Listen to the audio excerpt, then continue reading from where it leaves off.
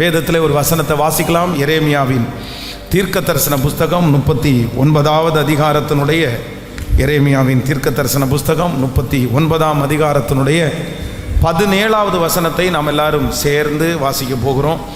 எல்லாரும் சேர்ந்து வாசிக்கலாம். அந்த 17வது வசனத்தை சேர்ந்து வாசிக்க போகிறோம். அந்நாளிலே உன்னை தப்புவிப்பேன் என்று கர்த்தர் சொல்லுகிறார்.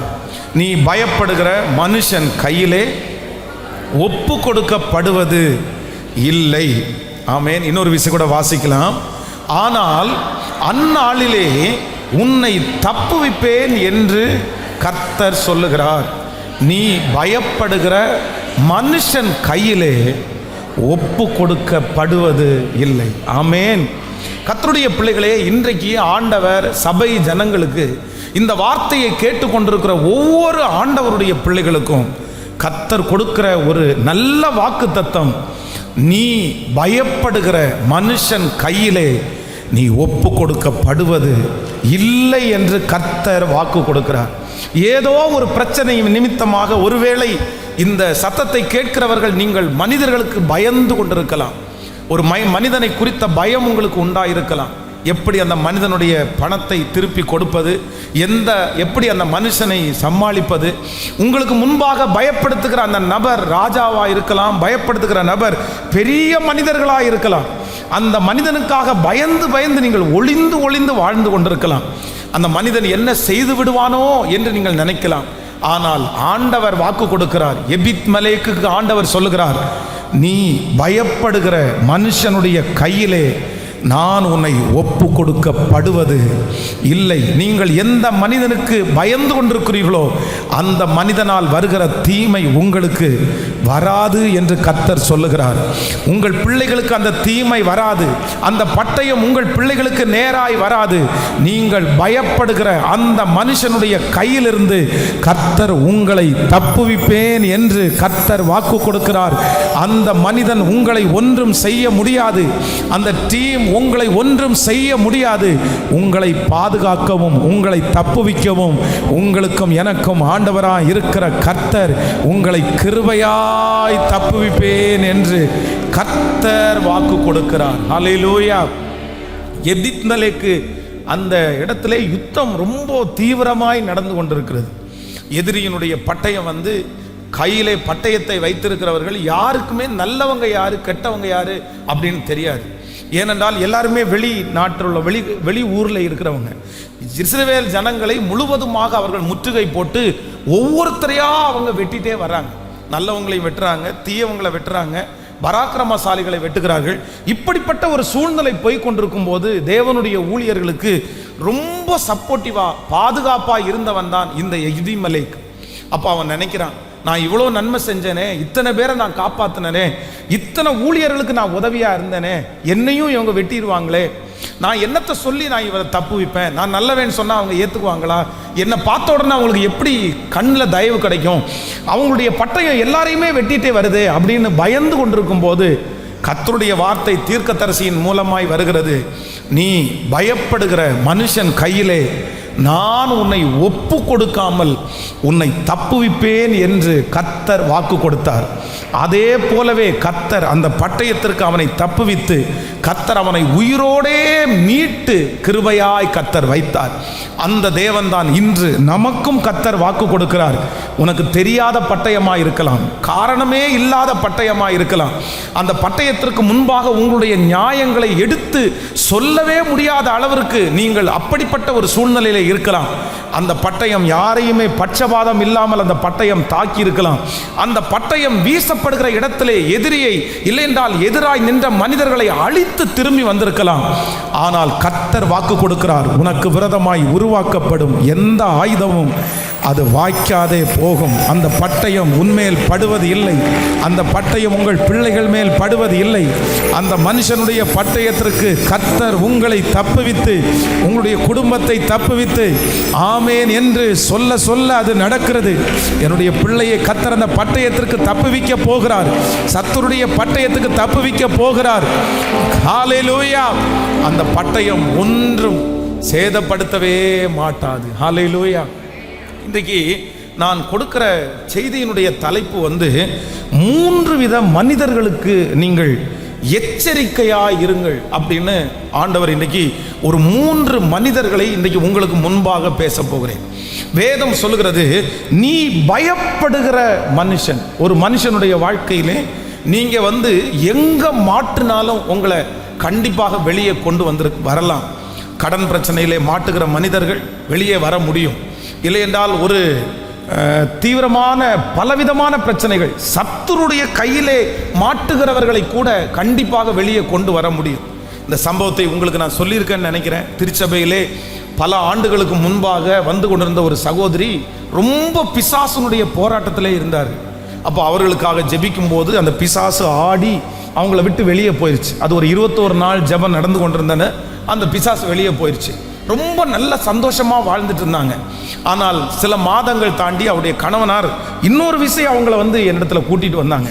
என்ன அப்படி சொன்னாங்கன்னா, பாஸ்டர், சம்பாதிக்கிற பணம் மொத்தத்தையும் கொண்டு போய் பக்கத்து வீட்டுக்கார அம்மாட்ட கொடுக்குறாங்க, நகையை கொண்டு போய் பக்கத்து வீட்டில் கொடுத்துட்டாங்க, இந்த பத்திரத்தை கொண்டு போய் அவங்க வீட்டில் கொடுத்துட்டாங்க. நான் எவ்வளோ சொல்கிறேன், என்னம்மா இப்படி பண்ணிட்டு இருக்கிறேன், அதை திரும்பி வா அப்படின்னு கேட்டால், இங்கேருந்து போகும்போது வீரவசனம் பேசிட்டு நான் அவளை ஒன்று இல்லைன்னு பண்ணுவேன், அவள் என்னை வித்தியாசமாக மாற்றிட்டா, எனக்கு என்னமோ அவள்கிட்ட போனாலே வித்தியாசமாக இருக்குது, நான் இன்னைக்கு போய் கண்டிப்பாக சத்தம் போடுவேன்னு சொல்லிட்டு போவாங்க. ஆனால் அந்த இடத்துல போயிட்டு திரும்ப ஏதாவது கழுத்தில் காதில் இருக்குதா அதையும் கழட்டி கொடுத்துட்டு திரும்பி வருவாங்க. என்ன பண்ணுறதுன்னே தெரியல. உடனே அந்த சிஸ்டரை கூப்பிட்டு, என்ன சிஸ்டர் இப்படி பண்ணிட்டு இருக்கிறீங்கன்னு கேட்டால், ஐயோ பாஸ்டர் என்னமோ தெரில, அவங்கள்ட்ட போன உடனே நான் எல்லாத்தையுமே மறந்துடுறேன், அவங்க என்ன சொன்னாலுமே நான் செஞ்சிடறேன், அவங்க கையில் நான் வந்து மாட்டிக்கிட்டேன், என்னால் வெளியே வர முடியல, என்னை தயவு செய்து மன்னிச்சிருங்க, என்னுடைய கணவனாரை விட எனக்கு அதுதான் பெருசாக தெரியுது, என்னுடைய பிள்ளைகளை விட அவர் தான் பெருசாக தெரிறாங்க. அந்த வார்த்தை வந்து எனக்கு மிகவும் வருத்தத்துக்குரியதாக இருந்துச்சு. அப்போது சிலருடைய வாழ்க்கையில் வந்து மனுஷனுடைய கையிலே நீங்கள் அகப்பட்டால், மனுஷனுடைய கையிலே நீங்கள் மாட்டுனீங்க அப்படின்னு சொன்னால் அவ்வளவு சீக்கிரமாய் சிலரால் வெளியே வர முடியாது. ரொம்ப ஜாக்கிரதையாக இருக்கணும். யார் கையில் நீங்கள் மாட்டிடக்கூடாதுன்னு சொன்னால் மனுஷங்களுடைய கையில் நீங்கள் மாட்டிடவே கூடாது. வாலிப தம்பிகளாக இருக்கலாம், தங்கச்சிகளாக இருக்கலாம், உங்களை சிக்க வைக்கிறதற்காக நிறைய முயற்சிகளை எடுப்பார்கள். நிறைய மனிதர்கள் உண்டத்தில் வருவார்கள். ஒரு டைம் நீங்கள் மனிதனுடைய கையிலே சிக்கிவிட்டீர்களே ஆனால் அதற்கு பிறகு வெளியே வருவதற்கு சில நேரத்தில் உபவாசம் இருந்தால் கூட முடியாது. எத்தனையோ தாய்கள் வந்து தன்னுடைய பிள்ளைகளுக்கு மேல் வைத்திருக்கிற அன்பை வந்து அப்படியே எடுத்து காமிக்கிறாங்க. எப்பா, அவங்கள விட நான் தான்ப்பா உன்னை நேசிக்கிறேன், உண்மையான அன்பு இதுதான்ப்பா, நான் உனக்காக என்னென்ன பண்ணியிருக்கேன் தெரியுமா, உனக்கு எவ்வளோ நஷ்டப்பட்டிருக்கேன் தெரியுமா, ஆனால் அத்தனையும் வெறுத்துட்டு இல்லை இல்லை இல்லை, எனக்கு உங்கள் அன்பு பெருசாக தெரியல, என் குடும்பம் பெருசாக தெரியல, தரிசனம் பெருசாக தெரியல. அவருடைய கண்களுக்கு முன்பாக எந்த இடத்துல அவங்க சிக்கலில் இருக்கிறார்களோ அந்த மனுஷங்க தான் அவங்களுக்கு பெருசாய் தெரிகிறார்கள். இந்த ஜபத்தில் இருக்கிற வாலிப தம்பிக்கு நான் ஒரு ஆலோசனை கொடுக்குறேன், தங்கச்சிக்கு ஒரு ஆலோசனை கொடுக்குறேன். உன்னுடைய வாழ்க்கையில் இருக்கிற பெரிய தப்பித்து கொள்ளுகிற பெரிய கண்ணி என்ன அப்படின்னு சொன்னால், எந்த மனுஷனிடத்துலையும் நீ சிக்காம தப்பிச்சு வர பாரு, அதுதான் உன்னுடைய வாழ்க்கையில் இருக்கிற பெரிய உயர்வுக்கு அடையாளம். சத்துரு வந்து நிறைய நேரத்தில் மனிதர்களை தான் உங்களுக்கு கண்ணிகளாய் கொண்டு வைப்பான். படிக்கிற இடத்துல மனுஷங்களை கண்ணியாக வந்து நிற்பாங்க, வேலை செய்கிற இடத்துல மனுஷங்க கண்ணியாக வந்து நிற்பாங்க. இல்லை, ஆண்டவருடைய பிள்ளைகள் அவருடைய கண்ணிகளுக்கு கண்டிப்பாக நீங்கள் தப்புவித்தே ஆக வேண்டும். சிலர் வேதம் சொல்லுகிறது, ஆகாத சம்பாசனைகள் நல்லொழுக்கங்களை கெடுக்கும், துன்மார்க்கருடைய ஆலோசனைப்படி நடவாமல் பாவிகளுடைய வழியில் நில்லாமல் பரியாசக்காரர் உட்காரும் இடத்தில் உட்காராமல் அப்படின்னு சொல்லுது. அப்போது ஒரு வீட்டில் போய் ஒரு மனுஷன், ஒரு தேவனுடைய பிள்ளை ஒரு இடத்துல போய் உட்காருதா, அந்த வீட்டில் உட்கார்றதுக்குன்னு ஒரு டைம் இருக்கிறது. சில வீடுகளில் வந்து பார்த்தீங்க அப்படின்னு சொன்னால் பிள்ளைங்க பசங்க போய் ரொம்ப நேரம் உட்கார்ந்துட்டு இருப்பாங்க. அந்த வீட்டில் வந்து பெண் இருக்கிறதுனாலே அல்ல, சிலருக்கு வந்து இது ஒரு பெரிய ப்ளஸ் பாயிண்ட். அப்படின்னா திருமணமானவர்களுடைய வீட்டில் போய் ரொம்ப நேரம் உட்கார்றது நிறைய பேருக்கு பழக்கம். அங்கே தப்பாக நினைக்க மாட்டாங்க, அங்கே பிள்ளைங்க இல்லாததுனால யாருமே தப்பாக நினைக்க மாட்டாங்க அப்படின்னு எல்லாம் போய் உட்காருவாங்க. இல்லை, அப்படியே ஆண்டவருடைய பிள்ளைகள் காரணமே இல்லாமல் நோக்கம் இல்லாமல் யாருடைய வீட்டு வாசப்படியையும் நீங்கள் மிதிக்கவே கூடாது. சங்கீதக்காரனாகிய தாவீது சொல்லும்போது சொல்லுகிறான், நான் வந்ததற்கு இங்கு முகாந்திரம் இல்லையோ, அப்போ நீங்கள் எங்கே போனாலும் உங்களுக்கு ஒரு முகாந்திரம் இருக்கணும், ஒரு காரணத்தோட தான் நீங்கள் போகணும். நீங்கள் உட்கார்ந்தா ஒரு காரணம் இருக்கணும், நீங்கள் பேசினா ஒரு காரணம் இருக்கணும், நீங்கள் எஸ்எம்எஸ் அனுப்புனா ஒரு காரணம் இருக்கணும், நீங்கள் அந்த இடத்துல போய் ஜோம் பண்ண போகிறதுக்கு கூட அதுவும் சரியான காரணம் இருக்கணும். தவறான காரணங்கள் இருக்குமானால் நீங்கள் அந்த மனுஷங்களுடைய கையிலே நீங்கள் மாட்டி இருப்பீங்க. நான் நம்புகிறேன் இந்த ஜெபம் முடியும் போது மனிதர்களுடைய கையிலே சிக்கி இருக்கிற பலரை கர்த்தர் வெளியே கொண்டு வரட்டும் என்று நான் ஜெபிக்கிறேன். நீங்கள் வேற யாருக்கும் சொல்லாமல் இருக்கலாம், யாரோ ஒருத்தருடைய கையில் நீங்கள் மாட்டி கொண்டு இருக்கலாம். வெளியே வர நினைச்சா கூட என்னால் வெளியே வர முடியாது, வர நினைச்சா அது ஆபத்தாக மாறிடும். எனக்கு தெரியுது இது தப்புன்னு தெரியுது, எனக்கு தெரியுது நான் வசமாக இந்த மனுஷனுடைய கையில் நான் மாட்டியிருக்கேன்னு எனக்கு தெரியுது, என்னால் எடுக்க முடியல. ஏன் அப்படின்னு சொன்னால் முள்ளு மேலே விழுந்த சேலையை போல ஒருவேளை நான் அப்படியே கோவிச்சுட்டு வெளியே வந்துட்டேன்னா அது எந்த பக்கத்தில் எப்படி கிழியுதுன்னே தெரியாது, எப்படி நான் மாட்ட போறேன்னு தெரியல. அப்படிப்பட்ட ஒரு நெருக்கத்தில் ஒருவேளை நீங்கள் பலர் சிக்கி தவித்து கொண்டிருக்கலாம். ஆனால் நான் நம்புகிறேன் ஒரு சேதமும் படாமல், ஒரு அடியும் படாமல், ஒரு ஆபத்தும் வராமல் நீங்கள் சிக்கி இருக்கிற அந்த மனுஷனுடைய கையிலிருந்து உங்களையும் உங்கள் பிள்ளைகளையும் தப்பித்து எடுக்கிறதற்கு ஒரு அருள்நாதர் இயேசு கிறிஸ்து உண்டு. அவரால் தப்பி எடுக்க முடியும். அதைத்தான் கர்த்தர் வாக்கு கொடுக்கிறார். நீ பயப்படுகிற மனுஷன் கையிலே கண்டிப்பாக ஆண்டவர் உங்களை விட மாட்டார். ஐயோ என் பிள்ளை பாஸ்டர், நீங்க சொல்றது எல்லாம் என் பிள்ளைக்காக தான் சொல்றீங்க, என் பிள்ளை அப்படிதான் இருக்காங்க பாஸ்டர், நான் என்ன செய்யறதுன்னே தெரியல, அவனால் வெளியே வரவும் முடியல, உள்ள உட்காரவும் முடியல, அவன் வெளியே வந்தா பல பிரச்சனைகளை சந்திப்பான், எப்படி அவனை வெளியே கொண்டு வர்றதுன்னு எனக்கு தெரியல, என் கணவனாரை எப்படி வெளியே கொண்டு வர்றதுன்னு தெரியல, ஒரு பெண் கையில் என் கணவனார் சிக்கி இருக்கிறான், என்னுடைய மனைவி ஒரு ஆணுடைய கையில் சிக்கி இருக்கிறாங்க, எப்படி வெளியே வர்றதுன்னே தெரியல. அவங்களுக்கு எல்லாமே தெரியுது, என் பிள்ளைங்களுடைய வாழ்க்கை ஒன்றுமில்லாமல் போயிருமோ அப்படின்னு நினைக்கலாம். ஆனால் உங்களை தூக்கி எடுக்கிற கர்த்தர், உங்களை விடுதலை ஆக்குகிற கர்த்தர், ஓ ஹல்லேலூயா, அவர் இந்த ஆலயத்தில் உலாவுகிறார். இந்த சத்தத்தை அவர் பேசுகிறார். நீங்கள் ஆண்டவரை தேடி வந்தால், கர்த்தரிடத்தில் உதவியை கேட்டால், ஆண்டவர் நிச்சயமாய் உங்களை அதிலிருந்து வெளியே கொண்டு வருவேன் என்று வாக்கு கொடுக்கிறார். ஆமேன் சொல்லுங்கள். இன்னைக்கு ஒரு 3 விதமான மனிதருடைய கையில் ஆண்டவருடைய பிள்ளைகள் மாட்டிடவே கூடாது. நான் அதை உங்களுக்கு சொல்லி உங்களுக்காக ஜெபிக்க போகிறேன். முதலாவதாக ஒரு வசனத்தை நம்ம வாசிக்கலாம், எல்லாரும் எடுத்துக்கொள்ளலாம். நீதிமொழிகளிலே ஒரு வசனத்தை நம்ம வாசிக்க போகிறோம். நீதிமொழிகள் 7ஆம் அதிகாரத்தில் 7வது வசனத்திலிருந்து ஒரு சில வசனங்களை வாசிக்க போகிறோம். நீதிமொழிகள் 7ஆம் அதிகாரம் 7வது வசனத்தை வாசிக்கலாம். பேதையராகிய வாலிபர்களுக்குள்ளே ஒரு புத்தியீனமான வாலிபனை கண்டு அவனை கவனித்தேன். அவன் மாலை மயங்கும் அஸ்தமன நேரத்திலும் இரவில் இருண்ட அந்தகரத்திலும் அவள் இருக்கும் சந்துக்கடுத்த தெருவில் சென்று அவள் வீட்டு வழியாய் நடந்து போனான். அப்பொழுது இதோ வேசியின் ஆடை ஆபரணங்கள் தரித்த தந்திரமுள்ள ஒரு ஸ்திரீ அவனுக்கு எதிர்பட்டாள். அவள் வாயாடியும் அடங்காதவளும், அவள் கால்கள் வீட்டிலே தரிக்கிறது இல்லை. சில வேளையிலே வெளியில் இருப்பாள், சில வேளைகளிலே வீதியில் இருப்பாள், சந்துகள் தோறும் பதிவிருப்பாள். அவள் அவனை பிடித்து முத்தம் செய்து முகம் நாணாமல் அவனை பார்த்து, சமாதான பலிகள் என்மேல் சுமந்திருக்கிறது, இன்றைக்கு தான் என் பொருத்தனைகளை நிறைவேற்றினேன், ஆதலால் நான் உன்னை சந்திக்க புறப்பட்டு உன் முகத்தை ஆவலோடு தேடினேன், இப்பொழுது உன்னை கண்டுபிடித்தேன். என் மஞ்சத்தை இரத்தன கம்பளங்களாலும் எகிப்து தேசத்து விசித்திரமான மெல்லிய வஸ்திரங்களாலும் சிங்கரித்திருக்கிறேன்.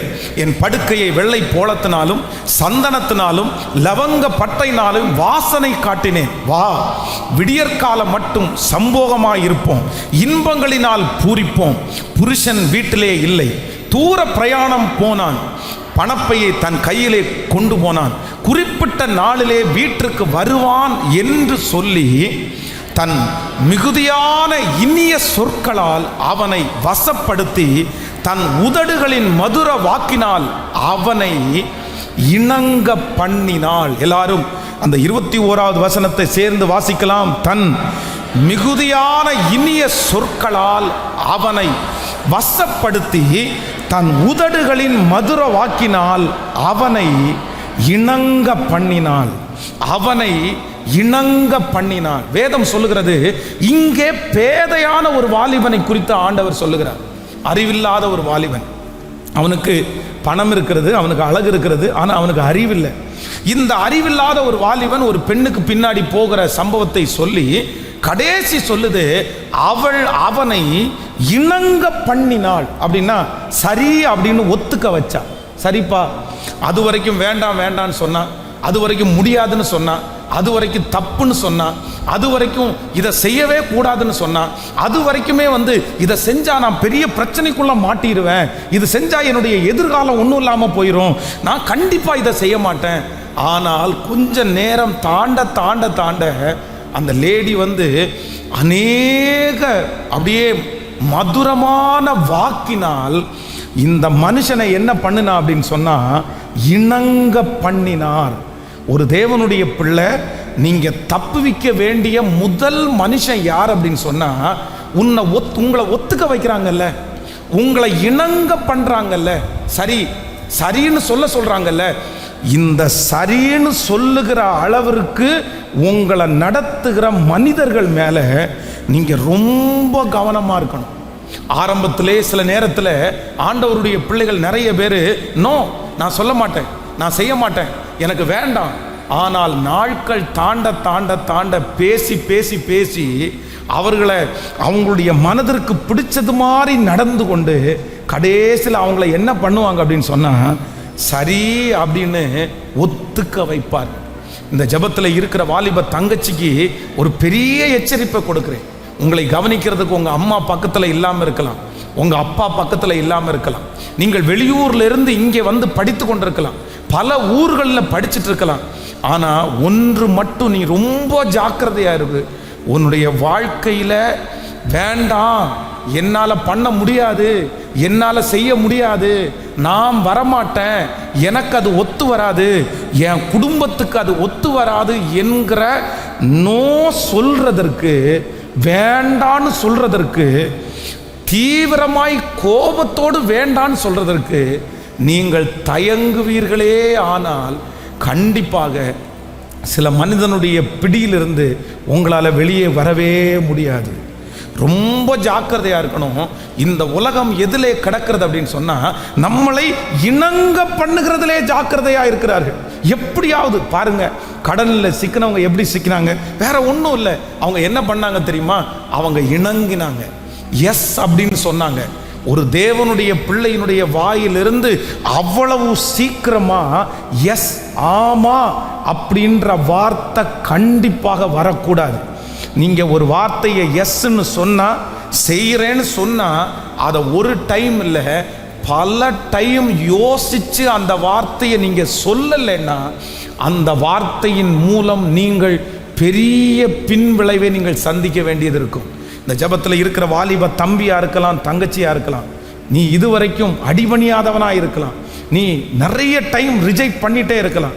ஆனால் திரும்ப திரும்ப யாராவது உங்களை அப்ரோச் பண்ணுறதை பார்த்து, உங்கள் பக்கத்தில் வர்றதை பார்த்து, உங்கள் முன்னாடி உங்களை நேசிக்கிறது மாதிரி நடிச்சுக்கிறத பார்த்து, இல்லைனா உங்கள் மேலே ரொம்ப பாசம் வச்சிருக்கிறத நீங்கள் நினச்சி கொஞ்சம் மனசை டைவர்ட் பண்ணி, சரி ஒரே ஒரு நாள் தானே, இல்லை ஒரு மாதம் தானே, இல்லை ஒரு வாரம் தானே, இல்லை ஒரு தப்பு தானே அப்படின்னு நினச்சி அவர்களுடைய வார்த்தைக்கு நீங்கள் இணங்குவீர்களே ஆனால் கண்டிப்பாக நீங்கள் பாதிக்கப்படுவீர்கள்.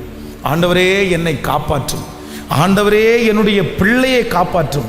யாருடைய கையிலிருந்து என்னை காப்பாற்றணும்னு சொன்னா, என்னை சம்மதிக்க பண்ணுகிற, என்னை இணங்க பண்ணுகிறவருடைய கையிலிருந்து என்னை கிருபையாய் காப்பாற்றும். சில ஆண்டுகளுக்கு முன்னாடி கோயம்புத்தூரில் இருக்கிற மத்திய சிறைச்சாலைக்கு போகக்கூடிய ஒரு வாய்ப்பு உண்டானது. ஒரு பல மணி நேரங்கள் அந்த கைதிகளோடு சேர்ந்து பேசி அவர்களுக்கு நிறைய ஆலோசனை கொடுத்து, சிலருக்காக சில ஆண்டவரை பற்றி சில நன்மையை பற்றி சொல்றதற்கு ஒரு வாய்ப்பு உண்டானது. அப்போ நிறைய கைதிகளை அந்த இடத்துல சந்தித்தேன். அந்த இடத்துல சந்திக்கும் போது, பிரதர் நீங்கள் இந்த இடத்துக்கு வர்றதுக்கு என்ன காரணம் பிரதர், ஏன் இந்த இடத்துக்கு வந்தீங்க, எப்படி நீங்கள் அவ்வளோ நல்லவங்களா தெரியுறீங்களே, இந்த இடத்துக்கு வர்றதுக்கு நீங்கள் அப்படி என்ன தீமை செஞ்சீங்க? அப்போது அதில் இருக்கிற நிறைய பேர் சொன்ன வார்த்தை என்ன தெரியுமா, சார் எனக்காக நான் வரல சார், எனக்காக நான் வரல, நான் வேற யாரோ ஒருத்தருக்காக வந்தேன். நான் முதலாவதாக அவங்கள்ட்ட போய் சேரும்போது இந்த விஷயத்தை அவங்க செய்ய அப்படின்னு சொன்னாங்க, ஆனால் நான் செய்ய மாட்டேன்னு சொன்னேன். ஆனால் அவங்க எனக்கு ஆசை காமிச்சாங்க, எனக்கு பணத்தை காமிச்சாங்க, எனக்கு அதிகாரத்தை காமிச்சாங்க, என்னுடைய குடும்பத்தில் இருக்கிற இயலாமையை காமிச்சாங்க. ஏதோ ஒன்றை இதை மாதிரி எனக்கு முன்னாடி அவங்க காமிச்சு கடைசியில் ஒன்று பண்ணினாங்க. நானே அந்த காரியத்தை செய்கிறது மாதிரி என்னை ஒத்துக்க பண்ணிட்டாங்க. நான் போய் இன்றைக்கு செஞ்சுட்டு இன்னைக்கு அவங்கெல்லாம் சந்தோஷமா இருக்கும்போது நான் கஷ்டப்பட்டுட்டு வேதனையோடு இருக்கிறேன் என்று எத்தனையோ பேருடைய வார்த்தையை அந்த இடத்துல கேட்டேன். இன்றைக்கு கர்த்தர் சபையை எச்சரிக்கிறார், தேவ பிள்ளையை எச்சரிக்கிறார். ஏதோ ஒரு வாலிப சகோதரன், நீ ஒத்துக்கலாமா வேண்டாமா அப்படின்ற ஒரு சூழ்நிலைக்குள்ள நீ கடந்து போகலாம். உன்னுடைய பாதி மனசு எஸ் அப்படின்னு நீ சொல்லு, தப்பில்லைன்னு சொல்ற அளவிற்கு சத்துரு உன்னை அப்படியே தள்ளி போட்டுட்டு போகலாம். கடந்த சில வருடங்களாக ஒத்துக்கொள்ளாத நீங்க, நோ நோ அப்படின்னு சொன்ன நீங்க, இப்போ சில மாதங்களாக எஸ் அப்படின்னு சொல்லி இதுதான் ஆண்டவர் நியமிச்சிருக்கிறார் அப்படின்னு உன்னையே நீ ஒருவேளை அப்படியே சமாதானப்படுத்தலாம். ஆனால் கர்த்தர் இன்றைக்கு இந்த செய்தியில உனக்காகவே பேசுகிறார். மகனே உனக்காகவே பேசுகிறார், மகளே உனக்காகவே பேசுகிறார். பாவிகள் நயம் காட்டினாலும் நீ சம்மதியாதே, நீ ஒத்துக்கொள்ளாதே. அவளுடைய வழி நரகத்திற்கு போகிற வழி, அவளுடைய பாதை நரகத்திற்கு போகிற வார்த்தை. நீ அந்த மனுஷனுடைய சத்தத்திற்கு செவி சாய்த்து ஒத்துக்கொண்டு அவன் பின்னே போவாயானால் நீ மாணிக்கத்தை இழக்க வேண்டியது இருக்கும், உன்னுடைய எதிர்காலத்தை இழக்க வேண்டியது இருக்கும். கர்த்தர் இன்றைக்கு இந்த சத்தத்தை கேட்கிற உன்னை கர்த்தர் எச்சரிக்கிறார். நீ மாட்டீராத, அவங்க கையில மாட்டீராத, உன்னை ஒன்றுமில்லாமல் போக பண்ணுவார்கள். ஹல்லேலூயா. எல்லாரும் ஆண்டவரிடத்துல ஜெபம் பண்ணணும். ஃபர்ஸ்ட் ஜெபம் என்ன அப்படின்னு சொன்னா, ஆண்டவரே என்னை சம்மதிக்க பண்ணுகிறவர்களுடைய கைகளிலிருந்து என்னையும் என்னுடைய பிள்ளைகளையும் கிருபையாய் காப்பாற்றுகிற கர்த்தர். நீங்க இந்த வசனத்துல 21வது வசனத்துக்கு அப்புறம் வாசிச்சு பாருங்க, உங்களுக்கு ரொம்ப ஆச்சரியமா இருக்கும், ரொம்ப வருத்தமா இருக்கும். உடனே அவள் பின்னே சென்றான். ஒரு மாடு அடிக்கப்படி செல்லுவது போதும், ஒரு மூடன் விலங்கிடப்பட்டு தண்டனைக்கு போவது போலும், ஒரு குருவி தன் பிராணனை வாங்க கண்ணியை அறியாமல் அதில் விழ தீவிரிக்கிறது போலும் அவளுக்கு பின்னே போனான். அம்பு அவன் ஈரலை பிளந்தது.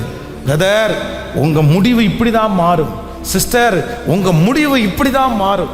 வாலிப தங்கச்சி, தம்பி, உன்னுடைய முடிவு இப்படிதான் மாறும். பாருங்க, ஒரு மாடு அடிக்கப்படுகிற அந்த சீனை ஆண்டவர் காமிக்கிறார். ஒரு மாடு அடிக்கப்படும்படி போகிறது போல எவ்வளோ ஒரு கஷ்டமான நிலைமை. ஒரு மூடன் விலங்கிடப்பட்டு அப்படின்னா கையில விலங்கு போட்டு தண்டனைக்கு போவது போல ஒரு சீனை ஆண்டவர் காமிக்கிறாரு. அப்படி பட்ட மனிதர்களுடைய கையிலே மாட்டி இருக்கிற ஒவ்வொரு பிள்ளையும் பார்த்து கர்த்தர் சொல்கிறார், ஒரு மாடு அடிச்சு அப்படின்னா போகுது பாருங்க. அது மாடை வெட்டி அதை சமைக்கிறதுக்காக கொண்டு போறாங்கல்ல, அதுக்கு தெரியாது நம்ம அங்கே தான் போகிறோம், கசாப்பு கடைக்கு தான் நம்ம போகிறோம், இன்னும் கொஞ்சம் நேரத்துக்குள்ளே நம்மளை வெட்டிட போகிறாங்க, நம்மளை உடம்பை தனித்தனியாக பீஸாக மாற்றிட போகிறாங்க, நம்முடைய அழகெல்லாம் ஒன்றும் இல்லாமல் போகுது, அதுக்கு தெரியாது. ஒரு மாடு கசாப்பு கடைக்கு போகிறது போலும் ஒரு மனுஷன் விலங்கிடப்பட்டு தன்னுடைய கையில் விலங்க மாட்டி தண்டனைக்கு போவது போலும். அதே போல ஒரு குருவி தனக்கு முன்பாக இருக்கிற கண்ணியை அறியாம உள்ள இருக்கிற அந்த சாப்பாடை பார்த்த உடனே இதை சாப்பிடலாம் அங்க ஒண்ணுமே இல்லை அப்படின்னு தீவிரிக்கிறது போலும் அவன் பின்னே சென்றான். வார்த்தை முடியும் போது சொல்லுகிறது, அம்பு அவன் ஈரலை பிளந்தது. சத்துரு நாணேற்றி வச்சிருந்தான், சத்துரு பத்திரமா வச்சிருந்தான், சத்துரு சமயம் பார்த்து கொண்டே இருக்கிறான். எந்த நிமிஷம் நீங்க அப்படி எஸ் சொல்லுவீங்க, எந்த நிமிஷம் நீங்க சம்மதிப்பீங்கன்னு பார்த்துட்டு இருக்கிறான். அந்த நொடியிலே அம்பு அவன் ஈரலை பிளந்தது. இன்றைக்கே ஆண்டவர் உங்களை வரும்படியாய் அழைக்கிறார். இன்றைக்கே உங்களுடைய பொருத்தனைகளை வாபஸ் வாங்கும்படியாய் கர்த்தர் அழைக்கிறார். இன்றைக்கே நீ சொன்ன அந்த எஸ் அப்படின்ற வார்த்தையை முடியாதுன்னு சொல்லி திரும்ப வரும்படியாய் கர்த்தர் உன்னை அழைக்கிறார். யாரோ ஒருத்தருக்கு ஆண்டவர் பேசிட்டு இருக்கிறார். நீ சிக்கிறாத, நீ மாட்டீராத. உன்னை மாட்டி வைத்து உன்னை வேடிக்கை பார்ப்பதற்கு சத்துரு முயற்சி எடுக்கிறான். ஆனால் கர்த்தரோ உன்னை விடுதலை ஆக்கும்படியாக இந்த தேவ சபையிலே அங்கலாய்த்து கொண்டிருக்கிறார். உன்னை மீட்டெடுக்கும்படியாய் கர்த்தர் அங்கலாய்த்து கொண்டிருக்கிறார். நீ வெளியே வரும்படியாய் ஆண்டவர் உங்களை கிருபையாய் மீட்டெடுக்க கர்த்தர் எதிர்பார்த்து கொண்டிருக்கிறார். கைகளை உயர்த்தி ஒவ்வொருத்தரும் சொல்லுவோம், ஆண்டவரே, எங்களை சம்மதிக்க பண்ணுகிற மனுஷனுடைய கையிலிருந்து எங்களை கிருபையாய் தப்புவிக்கிற கர்த்தர், எங்கள் பிள்ளைகளை கிருபையாய் தப்புவிக்கிற கர்த்தர். நான் சம்மதிக்க மாட்டேன், எனக்கு ஒரு தைரியத்தை கொடுங்க ஆண்டவரே. நோ அப்படின்னு சொல்ற ஒரு தைரியத்தை தாங்க ஆண்டவரே. வேண்டான்னு சொல்ற ஒரு தைரியத்தை எனக்கு தாங்க ஆண்டவரே. இதை செய்ய மாட்டேன்னு சொல்ற ஒரு தைரியத்தை தாங்க ஆண்டவரே.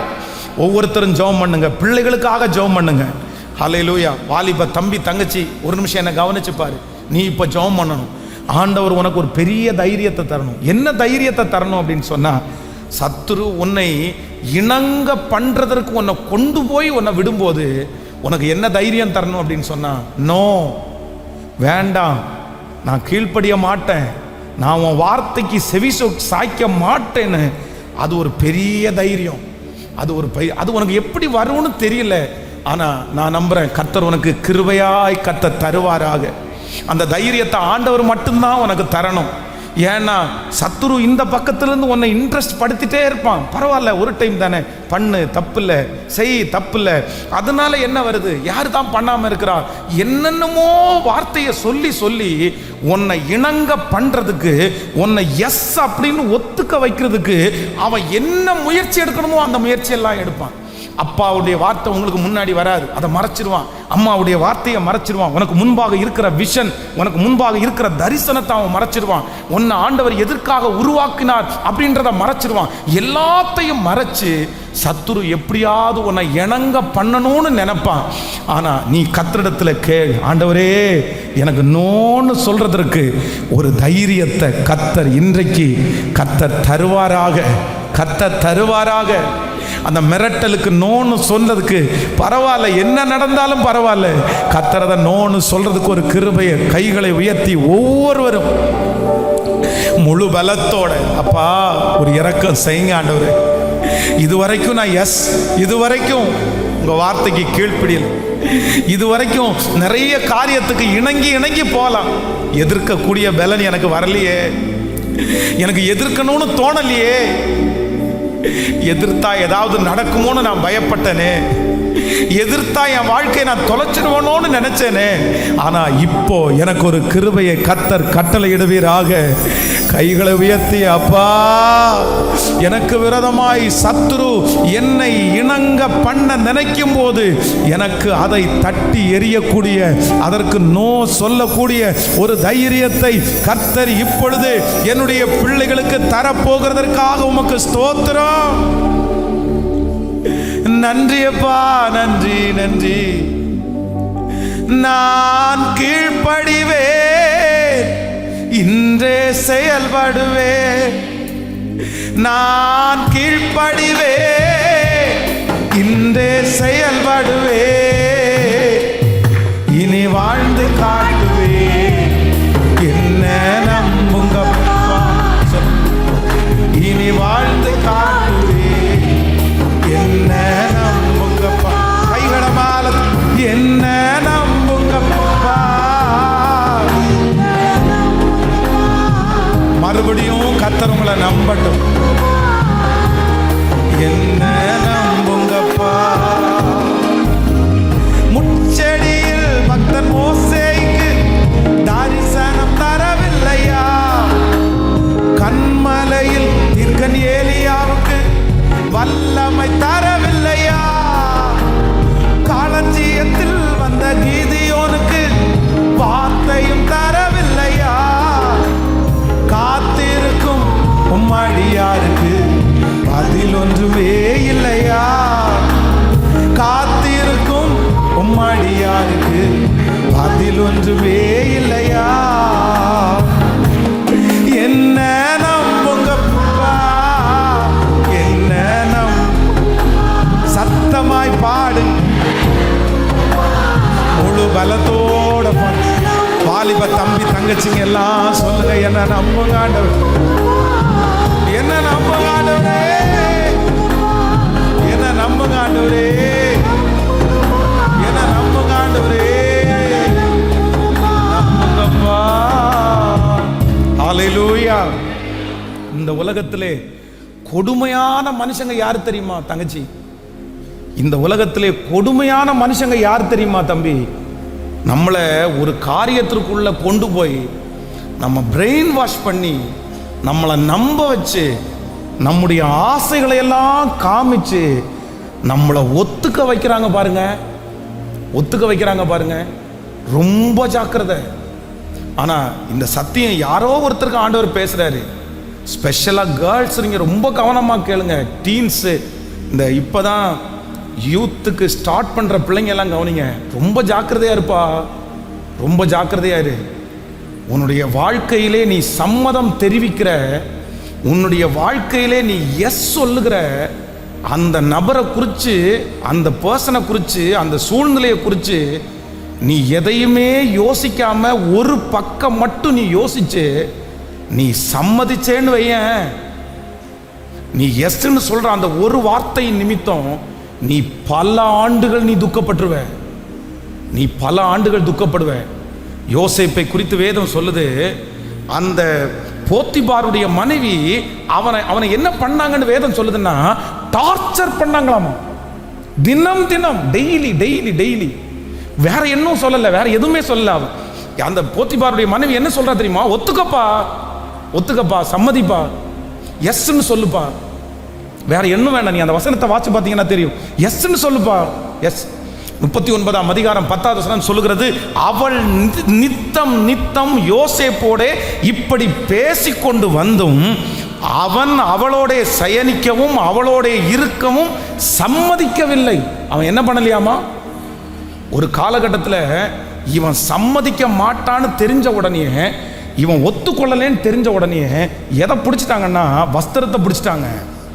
இது வரைக்கும் தப்பிச்சு இப்போ இவனுக்கு ஒரு பெரிய பயம் என்ன அப்படின்னா, இப்போ நான் சம்மதிக்கல அப்படின்னு சொன்னா என்ன வேணாலும் பண்ணுவாங்க, எனக்கு தீமை வரும், என்னை மாட்டி கொடுப்பாங்க, என்னை சொல்லி கொடுப்பாங்க.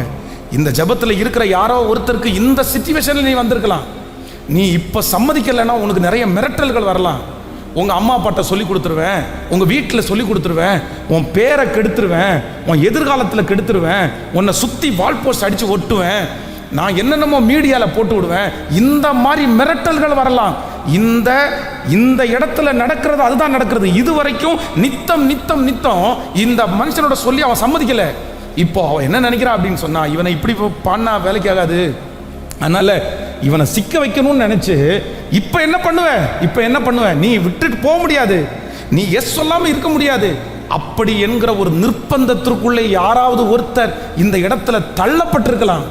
பரவாயில்ல மகளே, இதுவரைக்கும் போனது போகட்டும், பரவாயில்ல மகனே, இதுவரைக்கும் போனது போகட்டும். ஒருவேளை இதற்கு முன்பாக உன்னுடைய வாழ்க்கையிலே நீ ஒருவேளை தடுமாறி இருக்கலாம். அதை வைத்து யாராவது ஒருத்தர் உன்னை மிரட்டி, நீ இதை சம்மதிக்கலைன்னா உன்னை நான் இப்படி பண்ணிடுவேன் அப்படின்னு சொல்லி உன்னை மிரட்டுற அளவுக்கு கொண்டு வந்திருக்கலாம். ஆனாலும் சர்வ வல்லவராகிய ஆண்டவர் வாக்கு கொடுக்கிறார், பரவாயில்ல, நீ அந்த இடத்துல இணங்கவும் வேண்டாம், நீ அந்த இடத்துல சம்மதிக்கவும் வேண்டாம். உன்னை ஒரு ஆபத்தும் இல்லாமல் உன்னை காப்பாற்றுவதற்கு, உன்னை தப்புவிக்கிறதற்கு இயேசு உன்னோடு கூட இருக்கிறார். அதன் நிமித்தமாய் வருகிற சிறைச்சாலை உனக்கு அழிவல்ல, அதன் நிமித்தமாய் வருகிற ஆபத்து உனக்கு அழிவல்ல. அதன் நிமித்தமாய் ஒரு சிறைச்சாலையே வந்தாலும், அதன் நிமித்தமாய் உன்னுடைய பேர் கெட்டு போனாலும், அதன் நிமித்தமாய் ஒருவேளை நீ இருக்கிற இடத்துல உன்னுடைய வாசனை கெடுத்து போட்டாலும் நீ பயப்படாத, பரவாயில்ல. நீ இழந்து போன பேரை கர்த்தர் திரும்ப தருவார். நீங்கள் இழந்து போன அந்த மதிப்பை கர்த்தர் திரும்ப தருவார். ஒரு நாள் கர்த்தர் உன்னை உண்மை உள்ளவளாய், உண்மை உள்ளவனாய் கர்த்தர் நிரூபிப்பார்.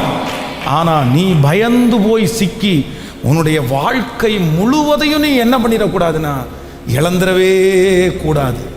வேதத்தில் இயேசுவை காட்டி கொடுக்கிறதற்காக யூதாஸ் காரியோத்தினிடத்தில் அவங்க ரேட்டு பேசுகிறாங்க, விலை பேசுகிறாங்க. அப்போது விலை பேசும்போது, நாங்கள் இவ்வளோ பணம் தர்றோம், நீ சம்மதிக்கிறியா? அந்த கூட்டத்தில் இருக்கிற யாரிடத்துல கேட்டாலும் கண்டிப்பாக அவங்க சம்மதிக்க மாட்டாங்க. வேண்டாம், தேவையில்லைப்பா, இந்த அரசாங்கம் வந்து அந்த கூட்டத்தில் இருக்கிற இந்த ஒருத்தனை மட்டும் அவங்க ஃபாலோ பண்ணலை. எத்தனையோ பேரை இயேசுவை காட்டி கொடுக்கறதுக்கு எத்தனையோ பேரை அணுகுறாங்க, எத்தனையோ பேரிடத்துல போய் பார்த்தாங்க. ஆனால் நிறைய பேர் வேண்டாம், எதுக்கு அந்த வேலை, எதுக்கு அந்த வேலை, நிறைய பேர் ரிஜெக்ட் பண்ணிட்டாங்க, நிறைய பேர் நோ சொல்லிட்டாங்க. ஆனால் யூதாஸ் காரியத்தை என்ன நினச்சிட்டான் அப்படின்னு சொன்னால், ஃபஸ்ட்டு நம்ம சரி சொல்கிறது மாதிரி சொல்லி பணத்தை வாங்கிடுவோம், அதுக்கு அப்புறம் நோ சொல்லிடலான்னு நினச்சான் மனசுக்குள்ள. ஆனால் அவர்கள் அவனை இணங்க பண்ணினார்கள்.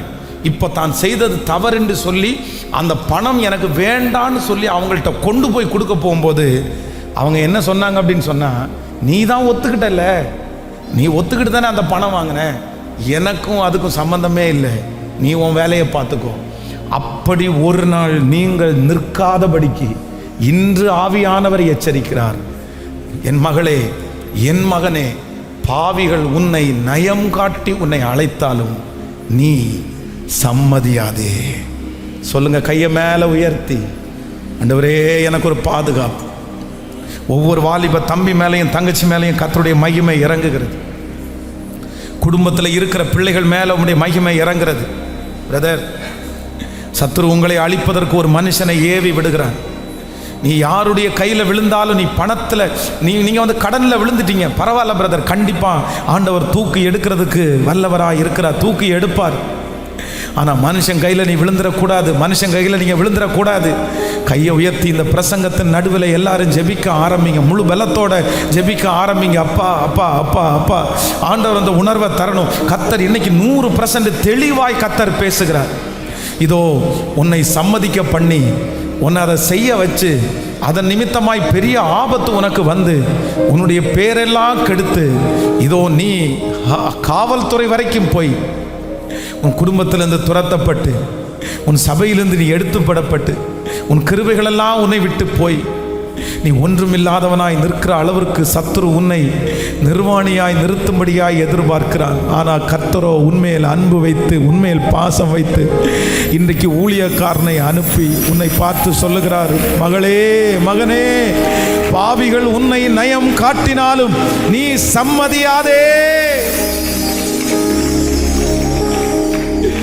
என்ன நம்புங்கப்பா, என்ன நம்புங்கப்பா, என்ன நம்புங்கப்பா, என்ன நம்புங்கப்பா. பாடுவோம். என்ன நான் செய்ய வேண்டும் சொல்லுங்கப்பா, நான் கீழ்ப்படிவே, இன்றே செயல்படுவே. சொல்லுங்க, அப்பனே இனி வாழ்ந்து காட்டுவே. என்ன நம்புங்கப்பா, இனி வாழ்ந்து காட்டுவே. என்ன நம்புங்க, கைகளை மேல தட்டி என்ன நம்புங்க இயேசுவே. ரித்தலரம் தனரம் தலரம் ரித்தலரம் தரம் சொல்லிக்கொண்டே நம்புங்கப்பா, என்ன நம்புங்கப்பா, என்ன நம்புங்கப்பா, என்ன நம்புங்கப்பா. ஹல்லேலூயா. நம்பர் 1, ஃபர்ஸ்ட், முதலாவதாக ஒரு தேவனுடைய பிள்ளை மாட்டவே கூடாத ஒரு மனுஷன், நீங்க யாரிடத்துல மாட்டிடக்கூடாது அப்படின்னு சொன்னா, உங்களை சம்மதிக்க பண்ணுகிற மனுஷனுடைய கையில நீங்க என்ன பண்ணிடக்கூடாதுன்னா ஒரு நாளும் மாட்டிடக்கூடாது. ஆமென். நீங்க அப்படிப்பட்ட சிக்கல்ல இருந்தாலும் தப்புவிக்கிறதற்கு கர்த்தர் வல்லவராக இருக்கிறார். உங்க வேலை நோ சொல்ல வேண்டிய வேலை, காப்பாற்ற வேண்டிய வேலை கர்த்தருடையது. உங்களை அந்த இடத்திலிருந்து விடுவிக்க வேண்டிய வேலை கர்த்தருடையது. உங்களை அந்த இடத்துல ஆசீர்வதிக்க வேண்டியது கர்த்தருடையது. நீங்கள் நினைப்பதை பார்க்கலும் மகிமையான ஒரு எதிர்காலத்தை தர வேண்டியது அது கர்த்தருடையது. நீ நோ மட்டும் சொல்லு மகளே, நீ நோ மட்டும் சொல்லு மகனே, உன்னை ஆண்டவர் எட்டாத உயரத்தில் கொண்டு போய் வைக்கிறாரா இல்லையான்னு பாரு. உன்னுடைய வளர்ச்சி வித்தியாசமாக இருக்கும். உன்னை கர்த்தர் அதிகாரத்திலே வைப்பார். யோசேப்பை பார்வோனுக்கு அதிகாரியாய் வைத்தது போல இந்த சத்தத்தை கேட்கிற உன்னை கர்த்தர் பார்வோனுக்கு தகப்பனாய் கர்த்தர் மாற்றுவார். கர்த்தர் பார்வோனுக்கு தகப்பனாய் மாற்றுவார். ஹல்லேலூயா, ஆமென். எனக்கு அந்த கிருபையை ஆண்டவர் நமக்கு எல்லாருக்கும் கிருபையாய் தருவார். அது யாரும் திருமணமானவர்கள் கூட அப்படிதான். ரொம்ப ஜாக்கிரதை, ரொம்ப ஜாக்கிரதை. அவ்வளவு சீக்கிரமாய் இந்த உலகத்தில் இருக்கிற மனிதர்களுக்கு இல்லை சம்மதிக்க கூடாது. உங்கள் வாயிலிருந்து ஒரு வார்த்தை நான் செய்கிறேன் அப்படின்னு சொன்ன வார்த்தையை, அந்த வார்த்தைக்கு நம்ம கணக்கு கொடுக்க வேண்டியது இருக்கிறதுனால ரொம்ப கவனமாக இருக்கணும். எனக்கு இந்த பிள்ளைகளை குறித்து தான் ரொம்ப பாரமாக இருக்குது. பல நாட்களாக, பல மாதங்களாக என்னமோ தெரில, ஒரு கலக்கம் இருந்துகிட்டே இருக்குது. வாலிப பிள்ளைகளை குறித்து ஒரு பெரிய கலக்கம். ஜெபம் பண்ணும்போது ஒரு கலக்கம் இருக்குது, நடக்கும்போது ஒரு கலக்கம் இருக்குது, யோசிக்கும் போதே ஒரு கலக்கம் இருக்கிறது. சபையில் இருக்கிற, திருச்சபையில் இருக்கிற பிள்ளைகளை நினைத்து ஒரு கலக்கம் எனக்கு வந்துட்டே இருக்குது. யார் அப்படி இருக்கீங்க? அதுவும் இந்த டீன்ஸாக இருக்கிற பிள்ளைங்க மேலே, இப்போ தான் யூத்துக்காக காலடி எடுத்து வைக்கிற பிள்ளைங்க மேலே ரொம்ப கலக்கமாக இருக்குது. நீங்கள் யாராவது ஒருவேளை தனியாக இப்படிப்பட்ட ஒரு சிக்கலில் சிக்கிட்டு இருப்பீங்கன்னா, தயவு செய்து நான் ஃப்ரீயாக இருக்கும்போது என்னை நீங்கள் மீட் பண்ணுங்கள், நீ ஷேர் பண்ணு, நீ அதுலேருந்து வெளியே வருவதற்கான முயற்சி எடு. நீ அப்படியே போகாத, உன்னுடைய எதிர்கால வாழ்க்கையை நீயே அழித்து கொள்ளாதே. பாவிகள் நயம் காட்டினாலும் நீ சம்மதியாதே. உன்னுடைய வாழ்க்கை பூவை போன்றது, நீ அதை சீக்கிரமாய் நசுக்கி போட்டுறக்கூடாது. நீ கண்ணாடி போன்ற வாழ்க்கையை நீ உடச்சி போட்டுறக்கூடாது. பாஸ்டர் ஒருவேளை சொல்கிறது உங்களுக்கு வருத்தமாக இருக்குமா என்னன்னு தெரில, உன்னை வருத்தப்படுத்துகிற அளவுக்கு நான் பேசவே இல்லை. கண்டிப்பாக நான் அப்படி பேசலை. மற்றவர்கள் போல புரிஞ்சு கொள்ளாமல் உன்னை டீல் பண்ணவும் நான் விரும்பலை. ஆனால் உன் மேலே அன்பு வைத்து நான் சொல்லுகிறேன்.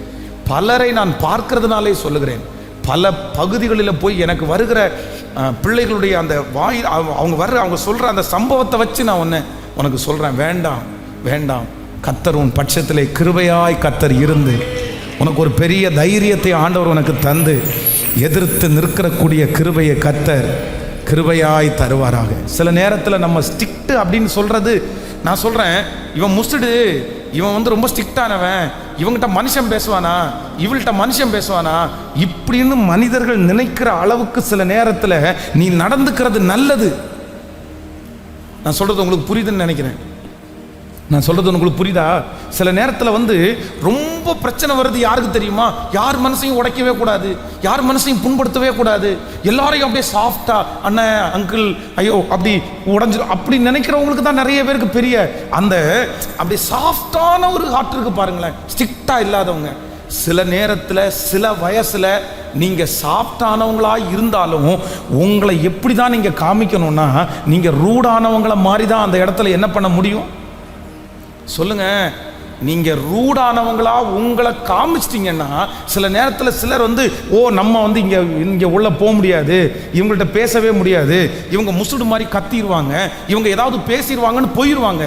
ஆனா நீங்க அதை கொஞ்சம் லெகுவாய் சரி அப்படி போயிட்டீங்க அப்படின்னு சொன்னா அதையே சில நேரத்தில் பிளஸ் பாயிண்டா எடுத்துக்கிட்டு உங்களை கடைசியில் ஒரு பெரிய சிக்கல்ல மாட்டி விட்டுருவாங்க.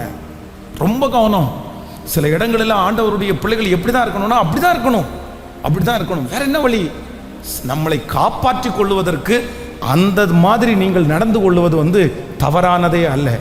என்னாச்சு, ஏங்க நிற்கிற, என்ன பேசிட்டு இருக்கிற, உனக்கு என்ன இந்த நேரத்தில் எஸ்எம்எஸ், எனக்கு எது குட் நைட் எஸ்எம்எஸ் அனுப்புறீங்க, உங்களுக்கு என்ன வேலை இந்த மாதிரி? அப்படியா பிரதர், ஓ அப்படின்னு யோசிச்சுட்டு குட் நைட் அப்படின்னு அனுப்பக்கூடாது. நான் சொல்றது புரியுதுல்ல? ரொம்ப யோசிச்சுதான் அனுப்புனேன் அப்படின்னு. சரி தேங்க்ஸ் பிரதர், இல்லை தேங்க்ஸ் சிஸ்டர் அப்படின்னு அனுப்பிட முடியாது. அந்த இடத்துல நமக்கு குட் நைட் சொல்றதற்கு அவசியம் இல்லாத ஒரு நபர், அவர் பழக்கம் உள்ளவராக இருக்கலாம், அவர் திருச்சபைக்கு வருகிற நபராக இருக்கலாம், அவர் நமக்கு சொந்தம் உள்ளவர்களாக இருக்கலாம், ஆனால் நமக்கு குட் நைட் சொல்லுவதற்கு அவசியம் இல்லாத ஒரு நபர் நமக்கு அந்த குட் நைட்டை அனுப்பும் போது அந்த இடத்துல ரெஸ்பான்ஸ் பண்ணி அந்த இடத்துல அவர்களுக்கு பதில் நம்ம அப்படியே சாஃப்டா அனுப்ப வேண்டிய அவசியம் இல்லை. அது அவசியம் இல்லைன்னு தெரிஞ்சிருச்சுன்னா அந்த இடத்துல கட் பண்றதா ஆண்டவருடைய பிள்ளைகளுக்கு அழகு. நீ எதுக்கு எனக்கு அனுப்பணும்ப்பா, வேண்டாப்பா, விட்டுருப்பா, நீ ஒன்றும் அனுப்ப வேண்டாம், அதுக்கு ரெஸ்பான்ஸ் நீங்க பண்ணிட்டீங்கன்னா அது ஒருவேளை உங்களை பிடித்தவர்கள், உங்களை தள்ளிவிட வேண்டும் என்று நினைக்கிறவர்கள் உங்களுக்கு அனுப்புகிற இன்விடேஷனா கூட இருக்கலாம். உங்களை யார் எப்படி அப்ரோச் பண்ணுவாங்கன்னு சொல்ல முடியாது. சின்ன தீர்க்கதரிசி, கிழட்டு தீர்க்கதரிசி, சின்ன தீர்க்கதரிசிய நீ எங்கேயுமே நிற்க கூடாது, ஊழியத்தை முடிச்சுட்டு வான்னு ஆண்டவர் சொல்லி அனுப்பிட்டாரு.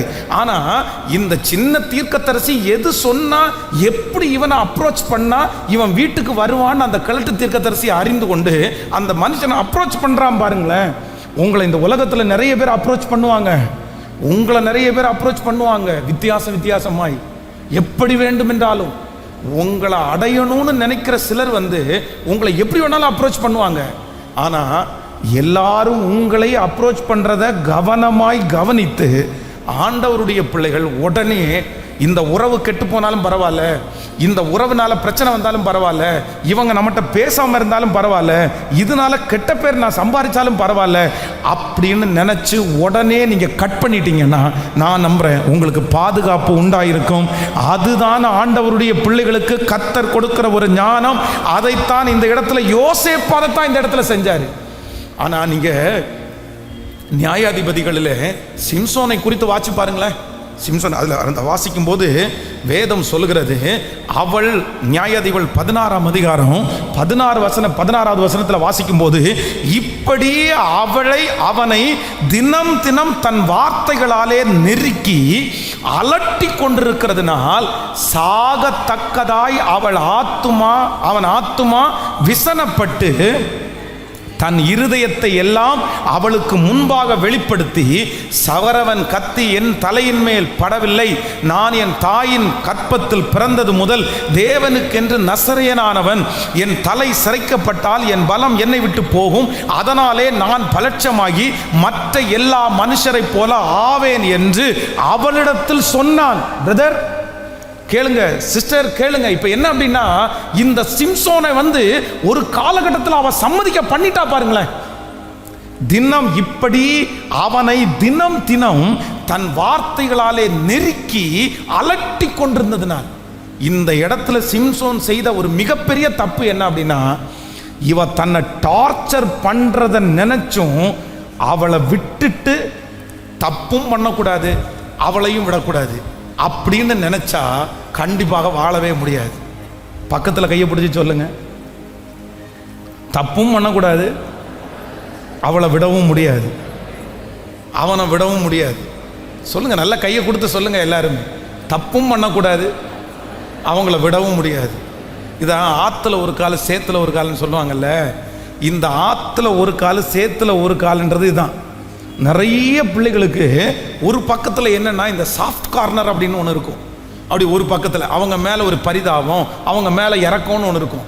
இந்த இறக்கம் என்ன பண்ணும் அப்படின்னு சொன்னால், தப்பு பண்ணக்கூடாதுன்னு ஆண்டவர் பேசுகிறாரு, அதே நேரத்தில் என்ன பண்ண முடியாது, நீங்கள் தப்பு பண்ணக்கூடாதுன்னு நினச்சிங்கன்னா அது நஷ்டமாக இருந்தால் கூட அந்த இடத்தை விட்டு அந்த நபரை விட்டு நீங்கள் வெளியே வராமல் அற்புதத்தை ஒரு நாளும் பார்க்க சொல்லுங்க. புரிஞ்சா? எத்தனை பேருக்கு புரிஞ்சு? நான் இங்கே இருப்பேன் ஆனா இல்லை. சிம்சோனை டெய்லி இந்த டார்ச்சரை கேட்கறதற்கு இந்த செல்லை சுவிட்ச் ஆஃப் பண்ணி வச்சா சரியா போயிடும், பிளாக் லிஸ்ட்ல போட்டு விட்டா சரியா போயிடும். ஆனா இவர் பிளாக் லிஸ்ட்ல போட மாட்டாரு, இவர் போனை அட்டன் பண்ணாம இருக்க மாட்டாரு, இவர் எஸ்எம்எஸ்க்கு பதில் சொல்லாமல் இருக்க மாட்டார். எஸ்எம்எஸ்க்கும் பதில் சொல்லிட்டு காலும் அட்டன் பண்ணிட்டு அந்த நம்பரை பிளாக் லிஸ்ட்லையும் போடாமல் இருந்திருந்தா கண்டிப்பாக ஒரு நாள் நீங்கள் என்ன பண்ண வேண்டியது இருக்கும், உங்களை நித்தம் அப்ரோச் பண்ணி கடைசியில் உங்களை என்ன பண்ணுவோம் சொல்ல வைப்பாங்க அப்படின்னா, எஸ் யாரோ ஒருத்தரத்துல ஆண்டவர் பேசலாம், ஸ்டாப் பண்ணிரு, அந்த நம்பரை பிளாக் பண்ணிரு, அந்த நம்பருக்கு பதில் சொல்லாதப்பா, அந்த நம்பருக்கு திரும்ப எஸ்எம்எஸ் அனுப்பாதப்பா. கடைசியில் அண்ணன் மாதிரி தான் பேசினேன், அக்கா மாதிரி தான் பேசினேன், தம்பி மாதிரி தான் இருந்தேன். இது எல்லாருமே சொல்றதாப்பா, எல்லாருமே சொல்றது. உனக்கு வேண்டாம் என்று ஆண்டவர் உனக்கு உணர்த்துவாரே ஆனால், சொன்னாரே ஆனால், அந்த நபர் அப்பா வயசாக இருந்தாலும், அந்த நபர் அம்மா வயசாக இருந்தாலும் வேண்டான்னு ஆண்டவர் எச்சரிப்பாரே ஆனால் உடனே கட் பண்ணுறது தான் ஆண்டவருடைய பிள்ளைகளுக்கு அழகு. ஆமேன். எத்தனை பேருக்கு இது புரியுதுன்னு எனக்கு தெரியல. ஆமேன். நிச்சயமாகவே ஆண்டவர் உங்களை காப்பாற்றணும், உங்களை தூக்கி எடுக்கணும் அப்படின்னு நான் ரொம்ப வாஞ்சையாக இருக்கிறேன். ஸ்பெஷலாக வாலிப தம்பிகளுக்கு, தங்கச்சிகளுக்கு கடந்த சில மாதங்களாகவே ஆண்டவர் உங்களை ரொம்ப தனியாக கான்சன்ட்ரேட் பண்ண சொல்கிறாரு. ஸோ நீங்கள் ரொம்ப ஜாக்கிரதையாகவே இருங்கள். ஆண்டவர் ஒரு பெரிய எதிர்காலத்தை உங்களுக்கு கிருபையாய் தருவாராக. ஹல்லேலூயா. நம்பர் 2, ரெண்டாவது, இந்த ஒரு மனுஷங்களுடைய கையில் நீங்கள் மாட்டிடக்கூடாத இரண்டாவது மனிதர்கள் வாசிக்கலாம். ஆதியாகமம் 39ஆம் அதிகாரத்தில் 8வது வசனத்தை வாசிக்கலாமா? ஆதியாகமம் 39ஆம் அதிகாரம் 8வது வசனம். அவனோ தன் எஜமானனுடைய மனைவியின் சொல்லுக்கு இணங்காமல், எல்லாரும் சொல்லுங்க, இணங்காமல் அவளை நோக்கி, இதோ இதோ வீட்டில் என்னிடத்தில் இருக்கிறவைகளில் யாதொன்றை குறித்தும் என் ஆண்டவர் விசாரியாமல் தமக்கு உண்டான எல்லாவற்றையும் என் கையிலே ஒப்பித்திருக்கிறார். இந்த வீட்டிலே என்னிலும் பெரியவன் இல்லை, நீ அவருடைய மனைவியாய் இருக்கிறபடினால் உன்னை தவிர வேறு ஒன்றையும் அவர் எனக்கு விலக்கி வைக்கவில்லை. இப்படி இருக்க நான் இத்தனை பெரிய பொல்லாங்குக்கு உடன்பட்டு தேவனுக்கு விரோதமாய் பாவம் செய்வது எப்படி என்றான். கவனிங்க. நம்பர் 2, இரண்டாவது, ஒரு தேவனுடைய பிள்ளை யாருடைய கையில் நீங்கள் மாட்டிடக்கூடாது அப்படின்னு சொன்னால், உன்னை கைக்குள்ளே வைக்கிற மனிதர்களுக்கு நீங்கள் கண்டிப்பாக தப்புவிக்கணும். யாருக்கு ஜாக்கிரதையாக இருக்கணும், யாருக்கு கவனமாக இருக்கணும் அப்படின்னு சொன்னால், அவர்களுடைய கண்ட்ரோலுக்குள்ள, அவர்களுடைய கைக்குள்ள, அது அம்மாவாக இருக்கலாம், அப்பாவாக இருக்கலாம், சொந்தக்காரங்களாக இருக்கலாம், யாருமே உங்களை என்ன பண்ணக்கூடாது அப்படின்னு சொன்னால், பாசத்தினாலேயோ நேசத்தினாலேயோ பயத்தினாலேயோ பணத்தினாலேயோ உங்களை அவர்களுடைய கைக்குள்ளாக வைத்து அவங்க சொல்றது மாதிரி உங்களை என்ன பண்ணிடக்கூடாதுன்னா, அவங்க ஆட்டி படைச்சிடக்கூடாது. கீழ்ப்படுகிறது என்கிறது வேறு, நீங்கள் அவங்களுக்கு கீழ்ப்படுகிறது வேறு, நீங்கள் அன்பாய் இருப்பது வேறு. ஆனால் அதே நேரத்தில் எப்படி இருக்கக்கூடாது அப்படின்னு சொன்னால், அவர்களுடைய கைக்குள்ளே அடங்கி இருக்கிற அளவிற்கு நீங்கள் ஒரு நாளும் போயிடக்கூடாது. கடந்த சில நாட்களுக்கு முன்பாக ஒரு சகோதரன் கோயம்புத்தூரில் வேலை செய்கிறாரு, திருநெல்வேலியில் பொண்ணு திருமணம் பண்ணியிருக்கிறார். அவருக்கு இங்கே ஃபஸ்ட்டு கொஞ்சம் வேலை இல்லாமல் இருந்தார். அதனால் தன்னுடைய மாமனாருடைய வீட்டில் போய் ஒரு 6-7 மாதங்கள் தங்கியிருந்தார். அங்கே அவருக்கு பிடிக்கல. எப்போவுமே நல்லா நினச்சிக்கோங்க, ஒரு நல்ல பையன் சமுதாயத்தில் தலை நிமிர்ந்து வாழணும், எல்லாரும் என்னை மதிக்கணும் அப்படின்னு நினைக்கிற ஒரு பையன் கண்டிப்பாக பொண்ணோட வீட்டை சேர்ந்து என்ன பண்ண மாட்டாங்க? சொல்லுங்க சத்தமா. கேட்கல தம்பிங்க எல்லாம் கவனிச்சிருக்கீங்களா? ஒரு நல்ல சமுதாயத்தில் மதிப்போடு இருக்கிற அப்படி பசங்க பொன் வீட்டோட சேர்ந்து இருக்கிறத விரும்ப மாட்டாங்க, மாமனார் வீடோட சேர்ந்து இருக்கிறத விரும்ப மாட்டாங்க. இப்போ சிலர் இருக்காங்க, என்ன அப்படின்னு சொன்னா, அந்த மாமனாருடைய வீட்டில் பார்த்தீங்க அப்படின்னா ஒரே பொண்ணு இல்லைன்னா 2 பொம்பளைங்க, 2 பெண் பிள்ளைங்க, அவங்க அப்பாவுக்கு ஒரு பிஸ்னஸ் இருக்குது. அந்த பிஸ்னஸை இந்த பையன் வெளியே போய் கஷ்டப்பட்டு சம்பாரித்து அவன் பண்ண வேண்டியது இல்லை. அந்த மாமனாருடைய வீட்டில் போய் அவன் இருந்துட்டான் அப்படின்னு சொன்னால், அந்த பிஸ்னஸை பார்த்துட்டு அந்த பிஸ்னஸை வளர்த்துட்டு அடுத்து எல்லாமே அந்த பையனுக்கு தான், எல்லாமே அந்த பொண்ணுக்கு தான். இப்படி இருக்கிற பிள்ளைகள் தன்னுடைய சொந்த தகப்பனையும் தாயையும் போல அந்த பெண்ணுடைய வீட்டில் இருக்கிற அம்மா அப்பாவை நினைச்சு அப்படி இருக்கிற பிள்ளைகள், அது நல்லது, சந்தோஷம், கண்டிப்பா நீங்க இருங்க.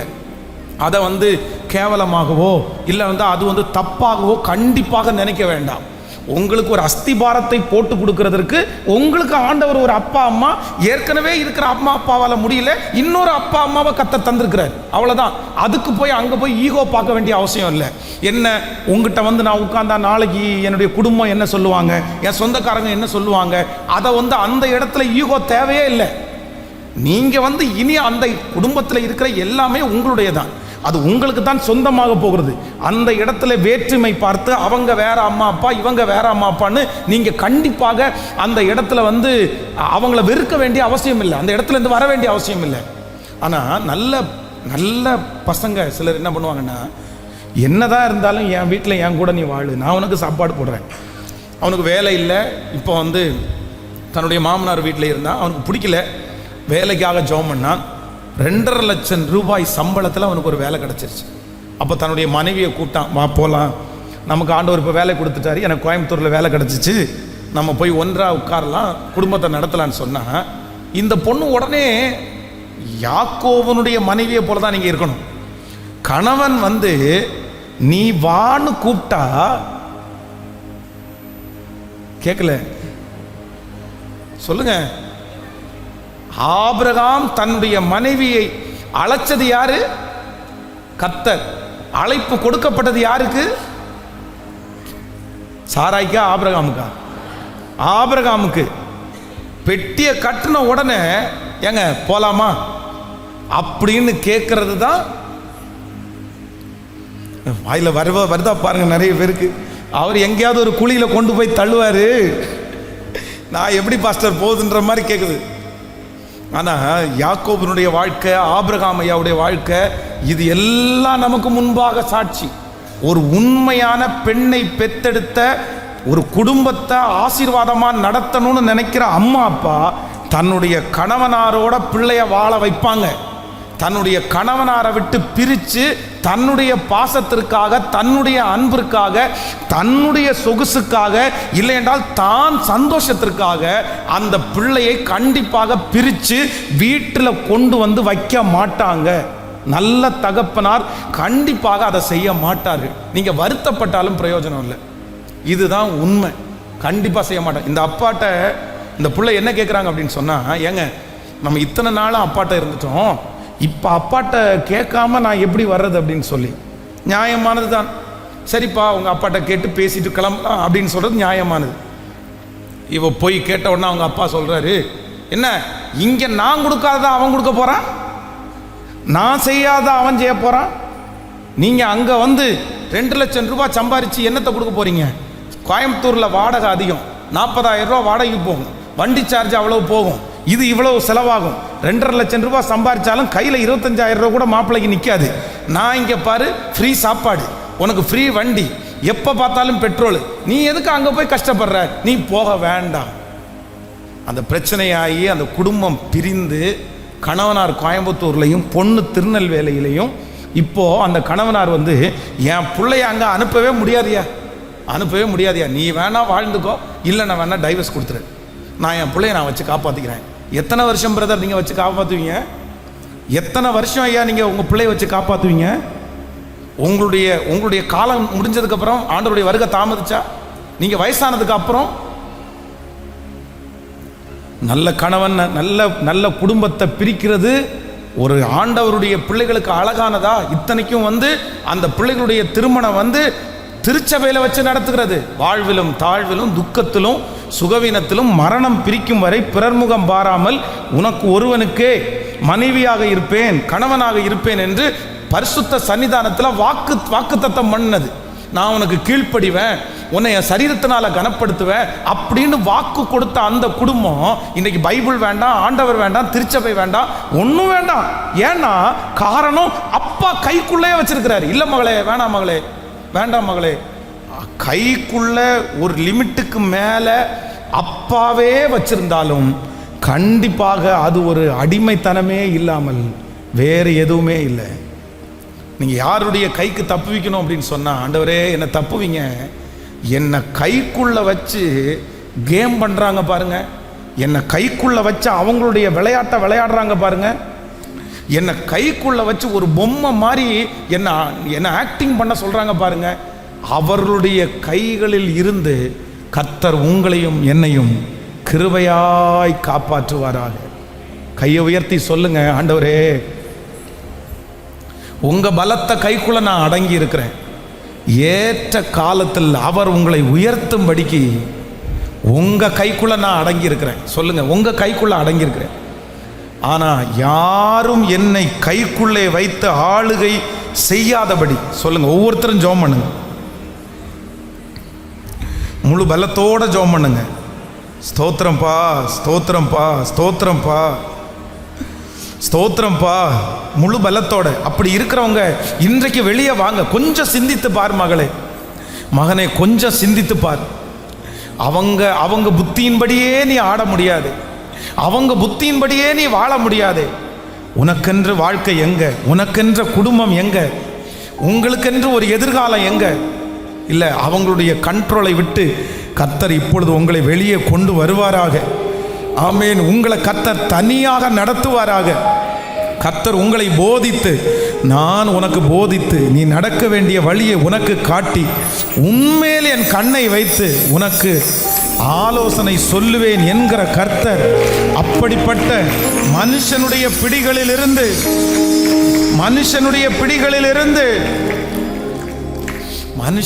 பிடிகளிலிருந்து என்னை கிருபையாய் காப்பாற்றுகிற கர்த்தர். ஹல்லேலூயா, ஹல்லேலூயா. என்ன நம்புங்கப்பா,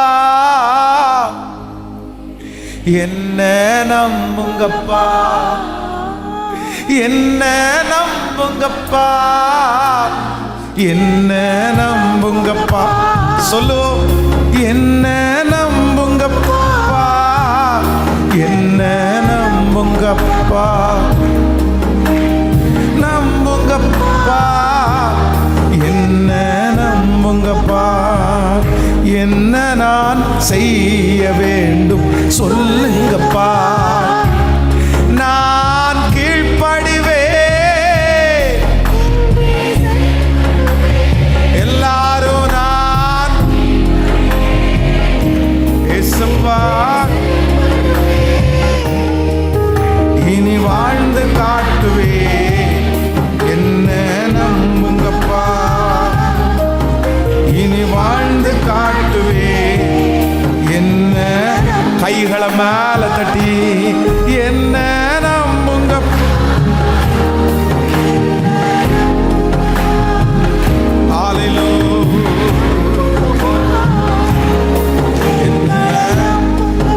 நம்புங்கப்பா. ஆமென் சொல்லுங்க. நான் மாட்டிடக்கூடாது ஆண்டவரே, நான் மாட்டிடக்கூடாது. நம்பர் 1, முதலாவதாக ஒரு ஆண்டவருடைய பிள்ளை யாருடைய கையில் நீங்க மாட்டிடக்கூடாது அப்படின்னு சொன்னா சொல்லுங்க, உங்களை. ஆமா. நம்பர் 2, இரண்டாவதாக ஒரு தேவனுடைய பிள்ளை யாருடைய கையில் நீங்க மாட்டிடக்கூடாது அப்படின்னு சொன்னா உங்களை கைக்குள்ளே வைத்து அவர்களுடைய சிந்தனை, அவர்களுடைய எண்ணம், அவர்களுடைய காரியத்தை உங்களுக்குள்ளே புகுத்தி உங்களை டிசைன் பண்ணி உங்க வாழ்க்கையை அவங்களே டிசைன் பண்ணி. சின்ன வயசுல அப்பா அம்மா உங்க வாழ்க்கையை டிசைன் பண்றது தப்புன்னு சொல்ல, நீங்க தவறாய் புரிந்து கொள்ள வேண்டாம். ஆனா உங்க வாழ்க்கையை இன்னொருத்தர் டிசைன் பண்றதுக்கு அல்ல, உங்க வாழ்க்கையை யார் தான் டிசைன் பண்ணணும் அப்படின்னு சொன்னா கர்த்தர் ஒருவரே உங்க வாழ்க்கையை அவர் உங்களை சொல்லி கொடுத்து அவர் உங்களை நடத்தி, நான் நம்புகிறேன் உங்களுக்கு கொடுத்த தரிசனத்தை கர்த்தர் உங்கள் மூலமாய் கிருபையாய் நிறைவேற்றுவார். அதற்கு எந்த எதிர்ப்பு வந்தாலும் நீங்க அவங்கள விட்டுட்டு வாங்க. இல்லை, அவங்கள விட்டா நான் கஷ்டப்படுவேன், அவங்கள விட்டா எனக்கு வேற யாருமே இல்லைன்னு நினைக்காதீங்க. நான் நம்புறேன் ஆண்டவர் உங்களுக்கு துணையா இருப்பார். கர்த்தர் உங்களுக்கு பக்க பலமா இருப்பார். கர்த்தர் உங்கள் குடும்பத்தை நடத்தக்கூடிய சகல வசதிகளையும் ஆண்டவர் தருவார். இன்னொருத்தருடைய கண்ட்ரோல்ல இருந்து கவனிங்க, இன்னொருத்தருடைய கண்ட்ரோல்ல இருந்து நீங்க ரொம்ப ஆடம்பரமா இருக்கிறத விட நீங்க சுயாதீனமா இருந்து கஷ்டப்பட்டா கூட அதுதான் உங்க வாழ்க்கையில பெரிய வெற்றி. எத்தனை பேர் விசுவாசிக்கிறீங்க? நான் சொல்றது உங்களுக்கு புரியுதில்ல? இன்னொருத்தருடைய கண்ட்ரோல்ல இருந்து நீங்க ஜாலியா இருக்கிறத விட நீங்க சுயமாய் நீங்கள் இருந்து கொஞ்சமா இருந்தால் கூட அது உங்களுக்கு போதும்.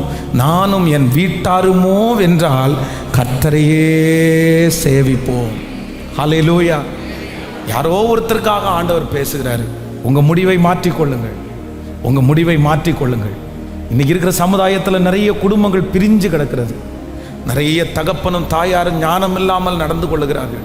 இல்லை, உங்கள் பிள்ளை உங்கள் பையனோ அவன் பையனோட வாழட்டும், உங்கள் மகன் அந்த மகளோட வாழட்டும். நீங்கள் கொஞ்சம் விட்டு கொடுங்க, நீங்கள் கொஞ்சம் விட்டு கொடுங்க.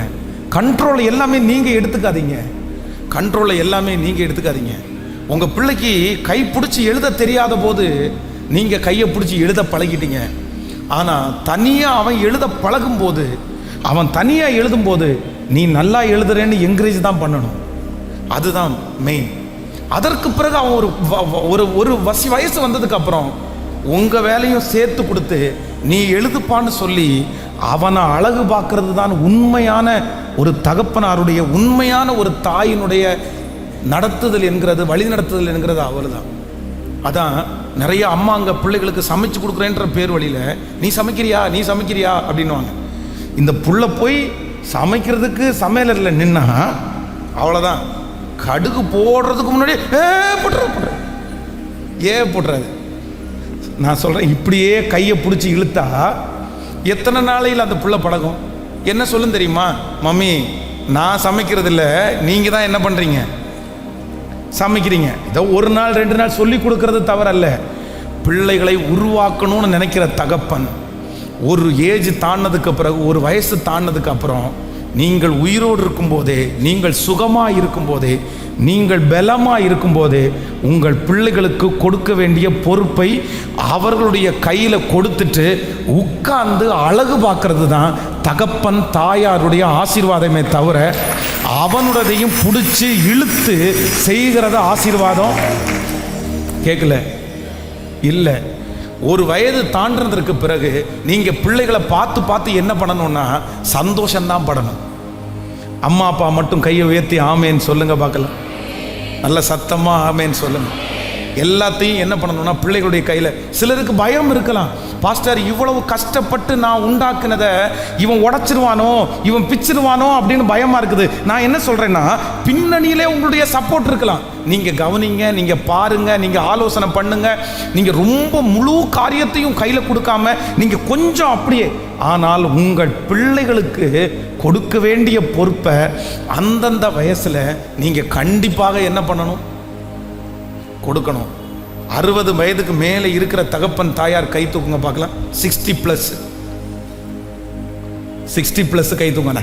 எனக்கு இது ஒரு பெரிய விஷயம். என்ன அப்படின்னா, இந்த கடந்த நாட்களிலே ஓல்ட் இஸ் கோல்டு. 60 வயதுக்கு மேலே இருக்கிறவங்க எல்லாம் ஜபத்துக்கு வாங்கன்னா கை தூக்க சொன்னால் யாருமே கை தூக்கலை.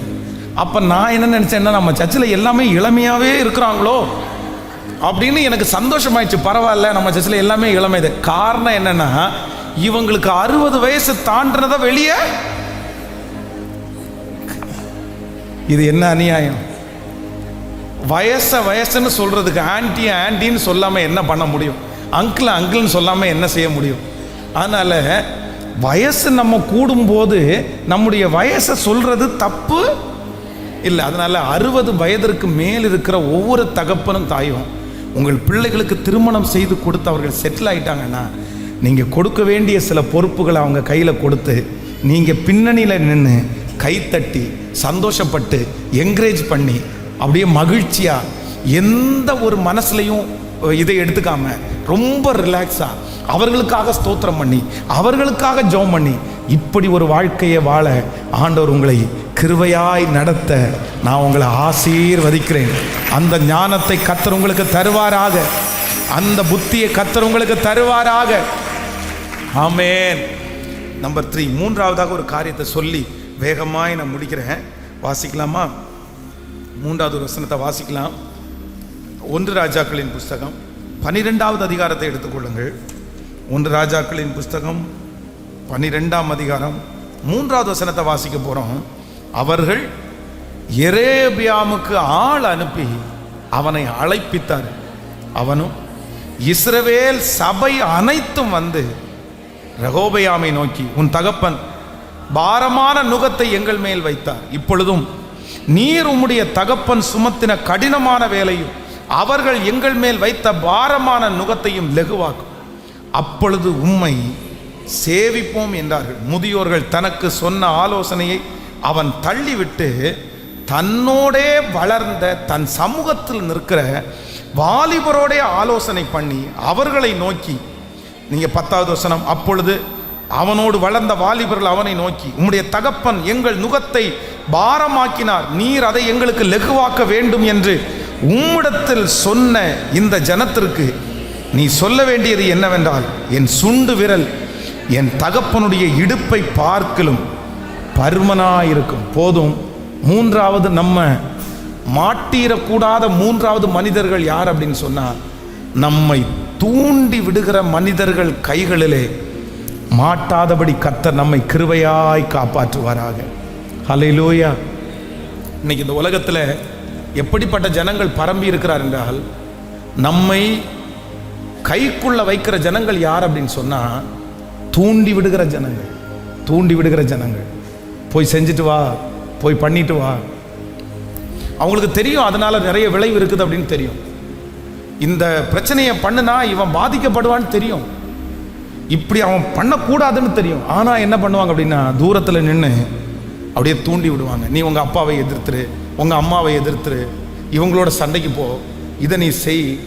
ஆனால் ஒரு தேவனுடைய பிள்ளை யாருடைய கைக்கு கத்துறவங்களை தப்பி வைக்கட்டும் அப்படின்னா, உங்களை யார் தூண்டி விட்டாலும் உங்கள் மனசுக்கு உடனே தெரிஞ்சிடணும், வேண்டாம், நான் முதியோர்களுடைய ஆலோசனையை கேட்பேன், ஆனால் என்னோடு கூட வளர்ந்த வாலிபருடைய ஆலோசனையை நான் கேட்க மாட்டேன்.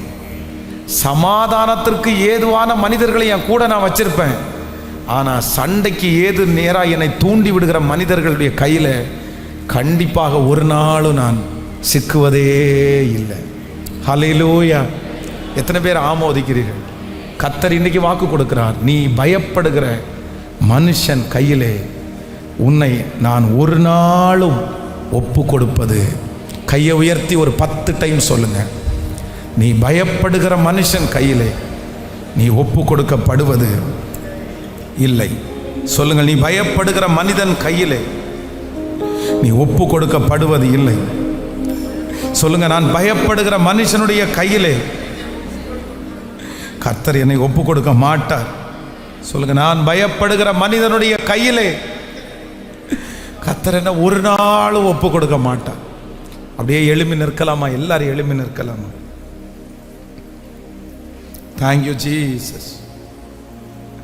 Thank you Jesus. Thank you Holy Spirit. Thank you Jesus. உன்னை இணங்க பண்ணுகிறவர்களுடைய கைகளுக்கு தப்புவிக்கிற கர்த்தர்,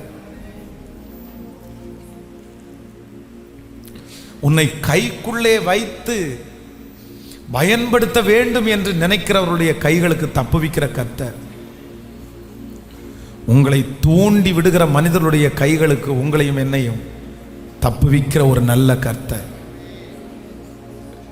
இந்த ஜெபத்தில் நிறைய பேரை ஆண்டவர் மீட்டெடுக்கிறதுக்கு விரும்புகிறார்.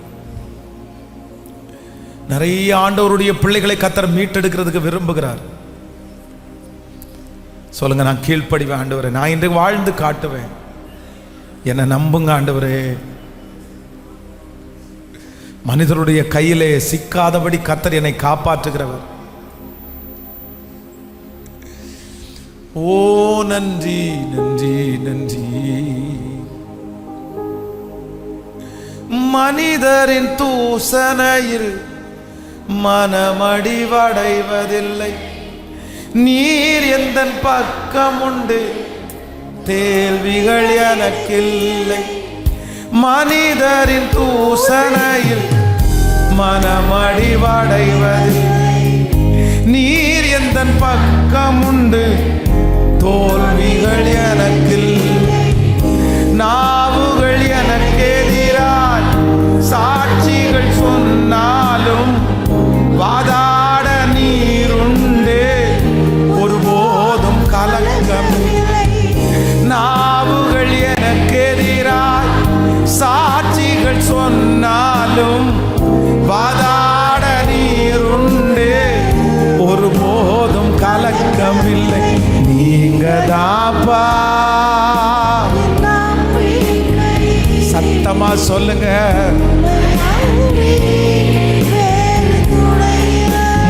பலத்தோடு சொல்லுங்க, நீங்க தான்ப்பா, நீங்க தான்ப்பா, நீங்க தான்ப்பா. உம்மையன்றி வேறு துணை இல்லை. கலங்கின நேரங்களில் கை தூக்கி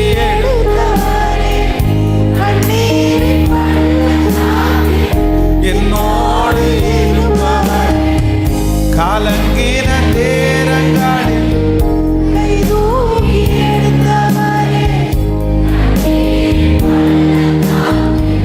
என்னோடு. உறவுகள் மறந்தாலும் நீங்க என்ன மறப்பதில்லை. காலங்கள் மாறினால் அப்பா அப்பா, உறவுகள் மறந்தாலும் காலங்கள் மாறினால் நீர் மட்டும் மாறவில்லை. நீங்க தாப்பா.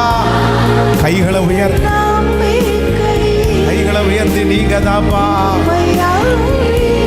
வேறு துணை நீங்க தாப்பா.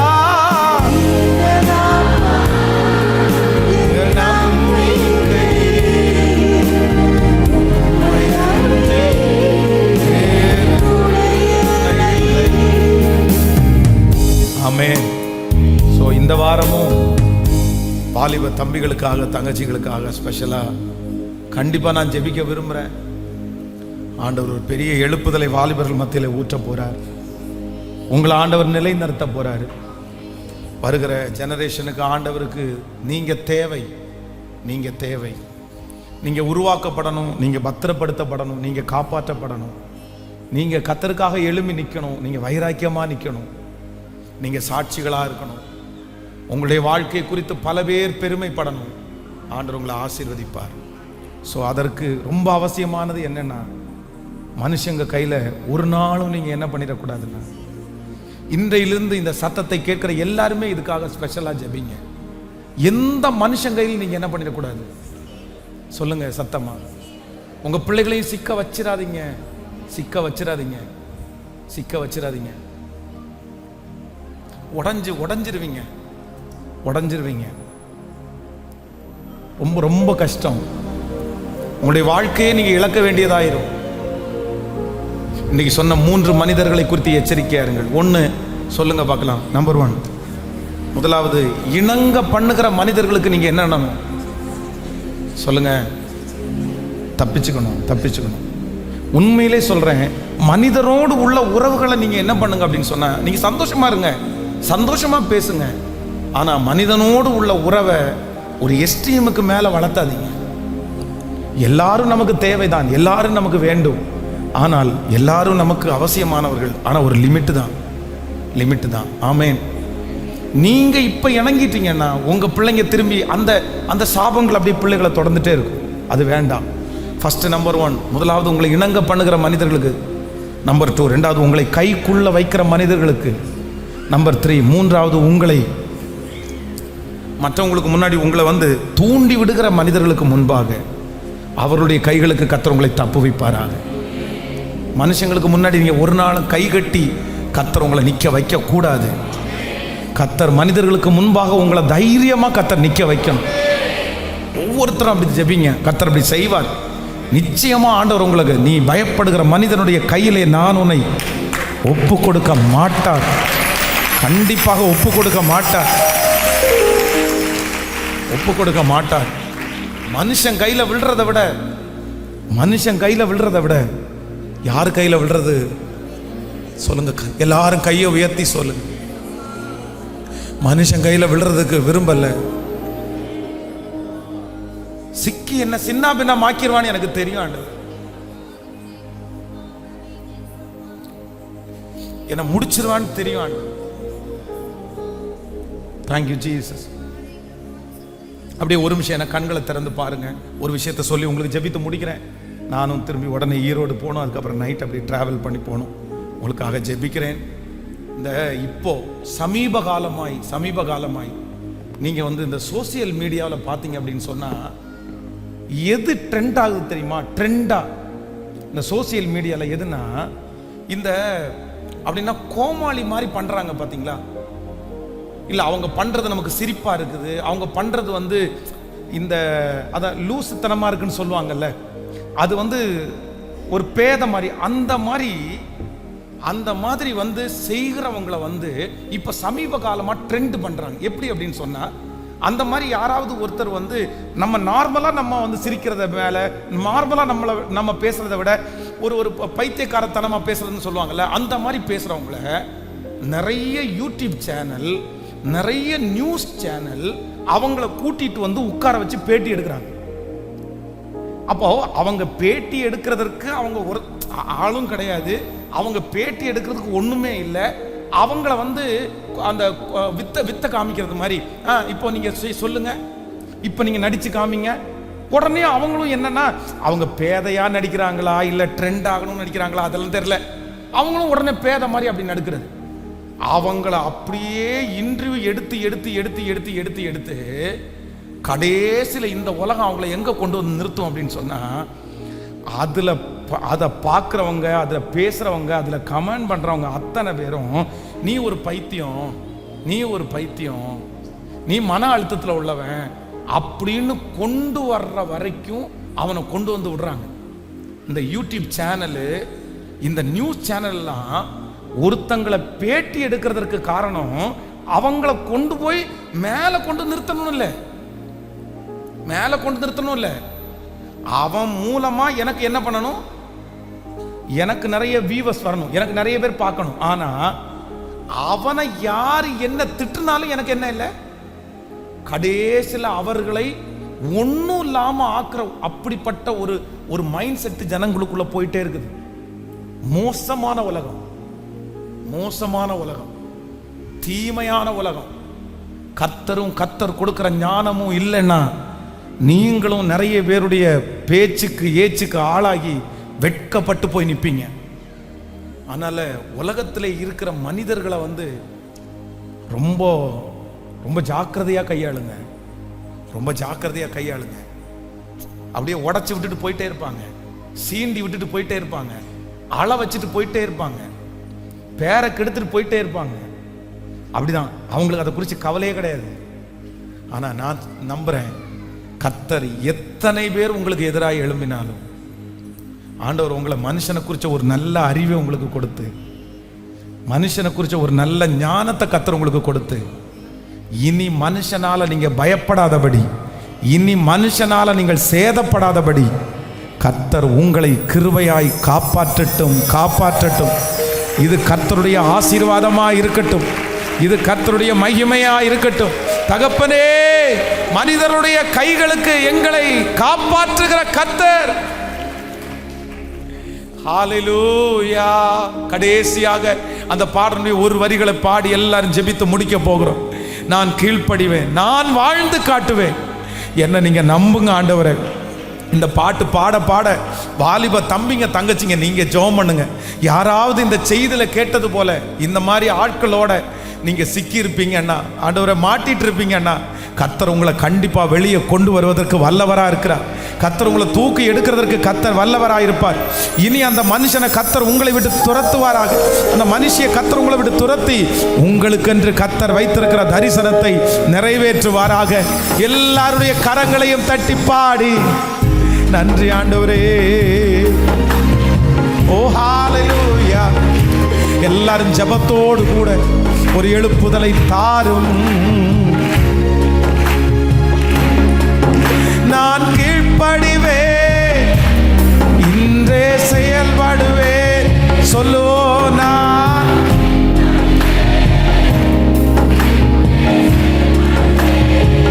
எல்லாரும் இனி வாழ்ந்து காட்டுவேன். இந்த பக்கத்தில் இருக்கிறவங்களும் பாடுங்க. எஸ் ஆமே, இனி வாழ்ந்து காட்டுவேன், என்ன நம்புங்க. கைகளை மேல தட்டி என்ன நம்புங்கப்பா சொல்லுங்க சத்தமா. அப்பா என்ன நம்புங்கப்பா சொல்லுவோம். முச்செடியில் பக்தன் மோசேக்கு தரிசனம் தரவில்லையா, கண்மலை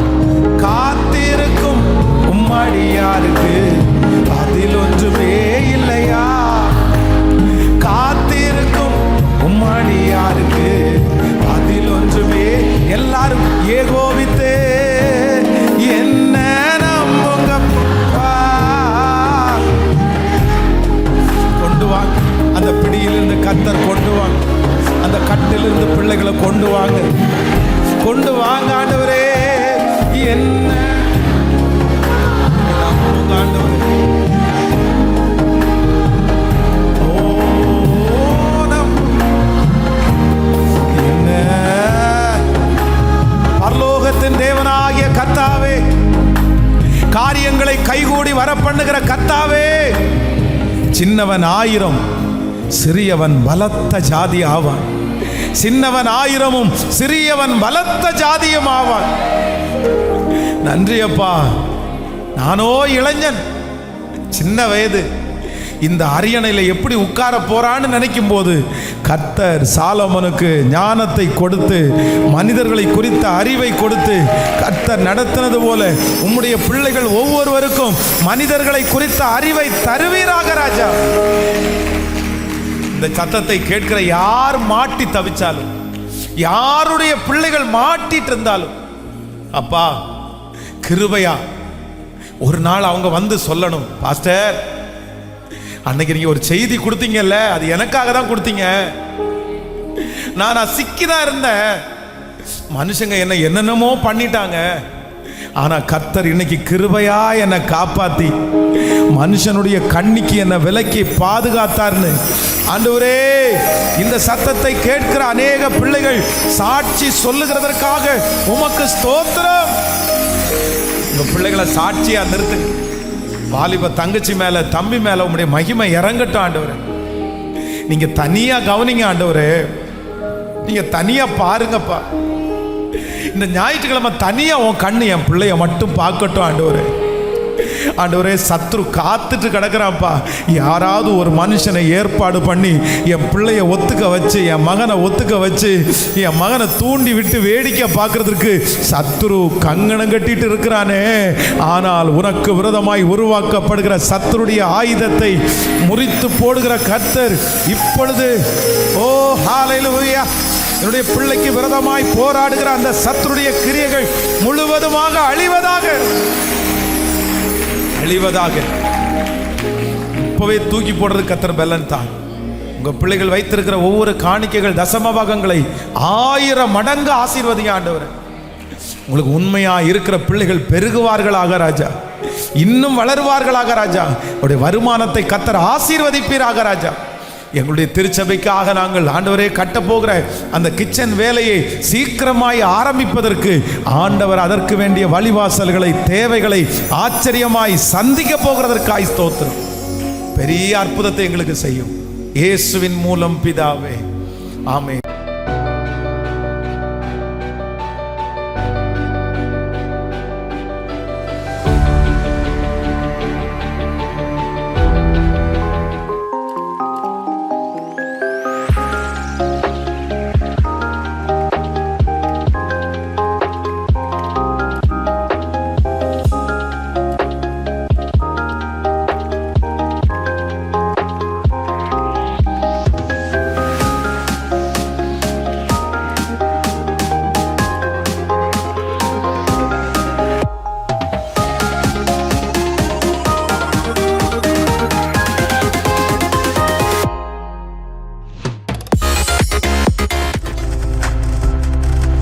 நீங்கள் பார்த்துக் கொண்டிருப்பது உங்கள் ஜாய் டிவி. உங்கள் துக்கம் சந்தோஷமாய் மாறும்.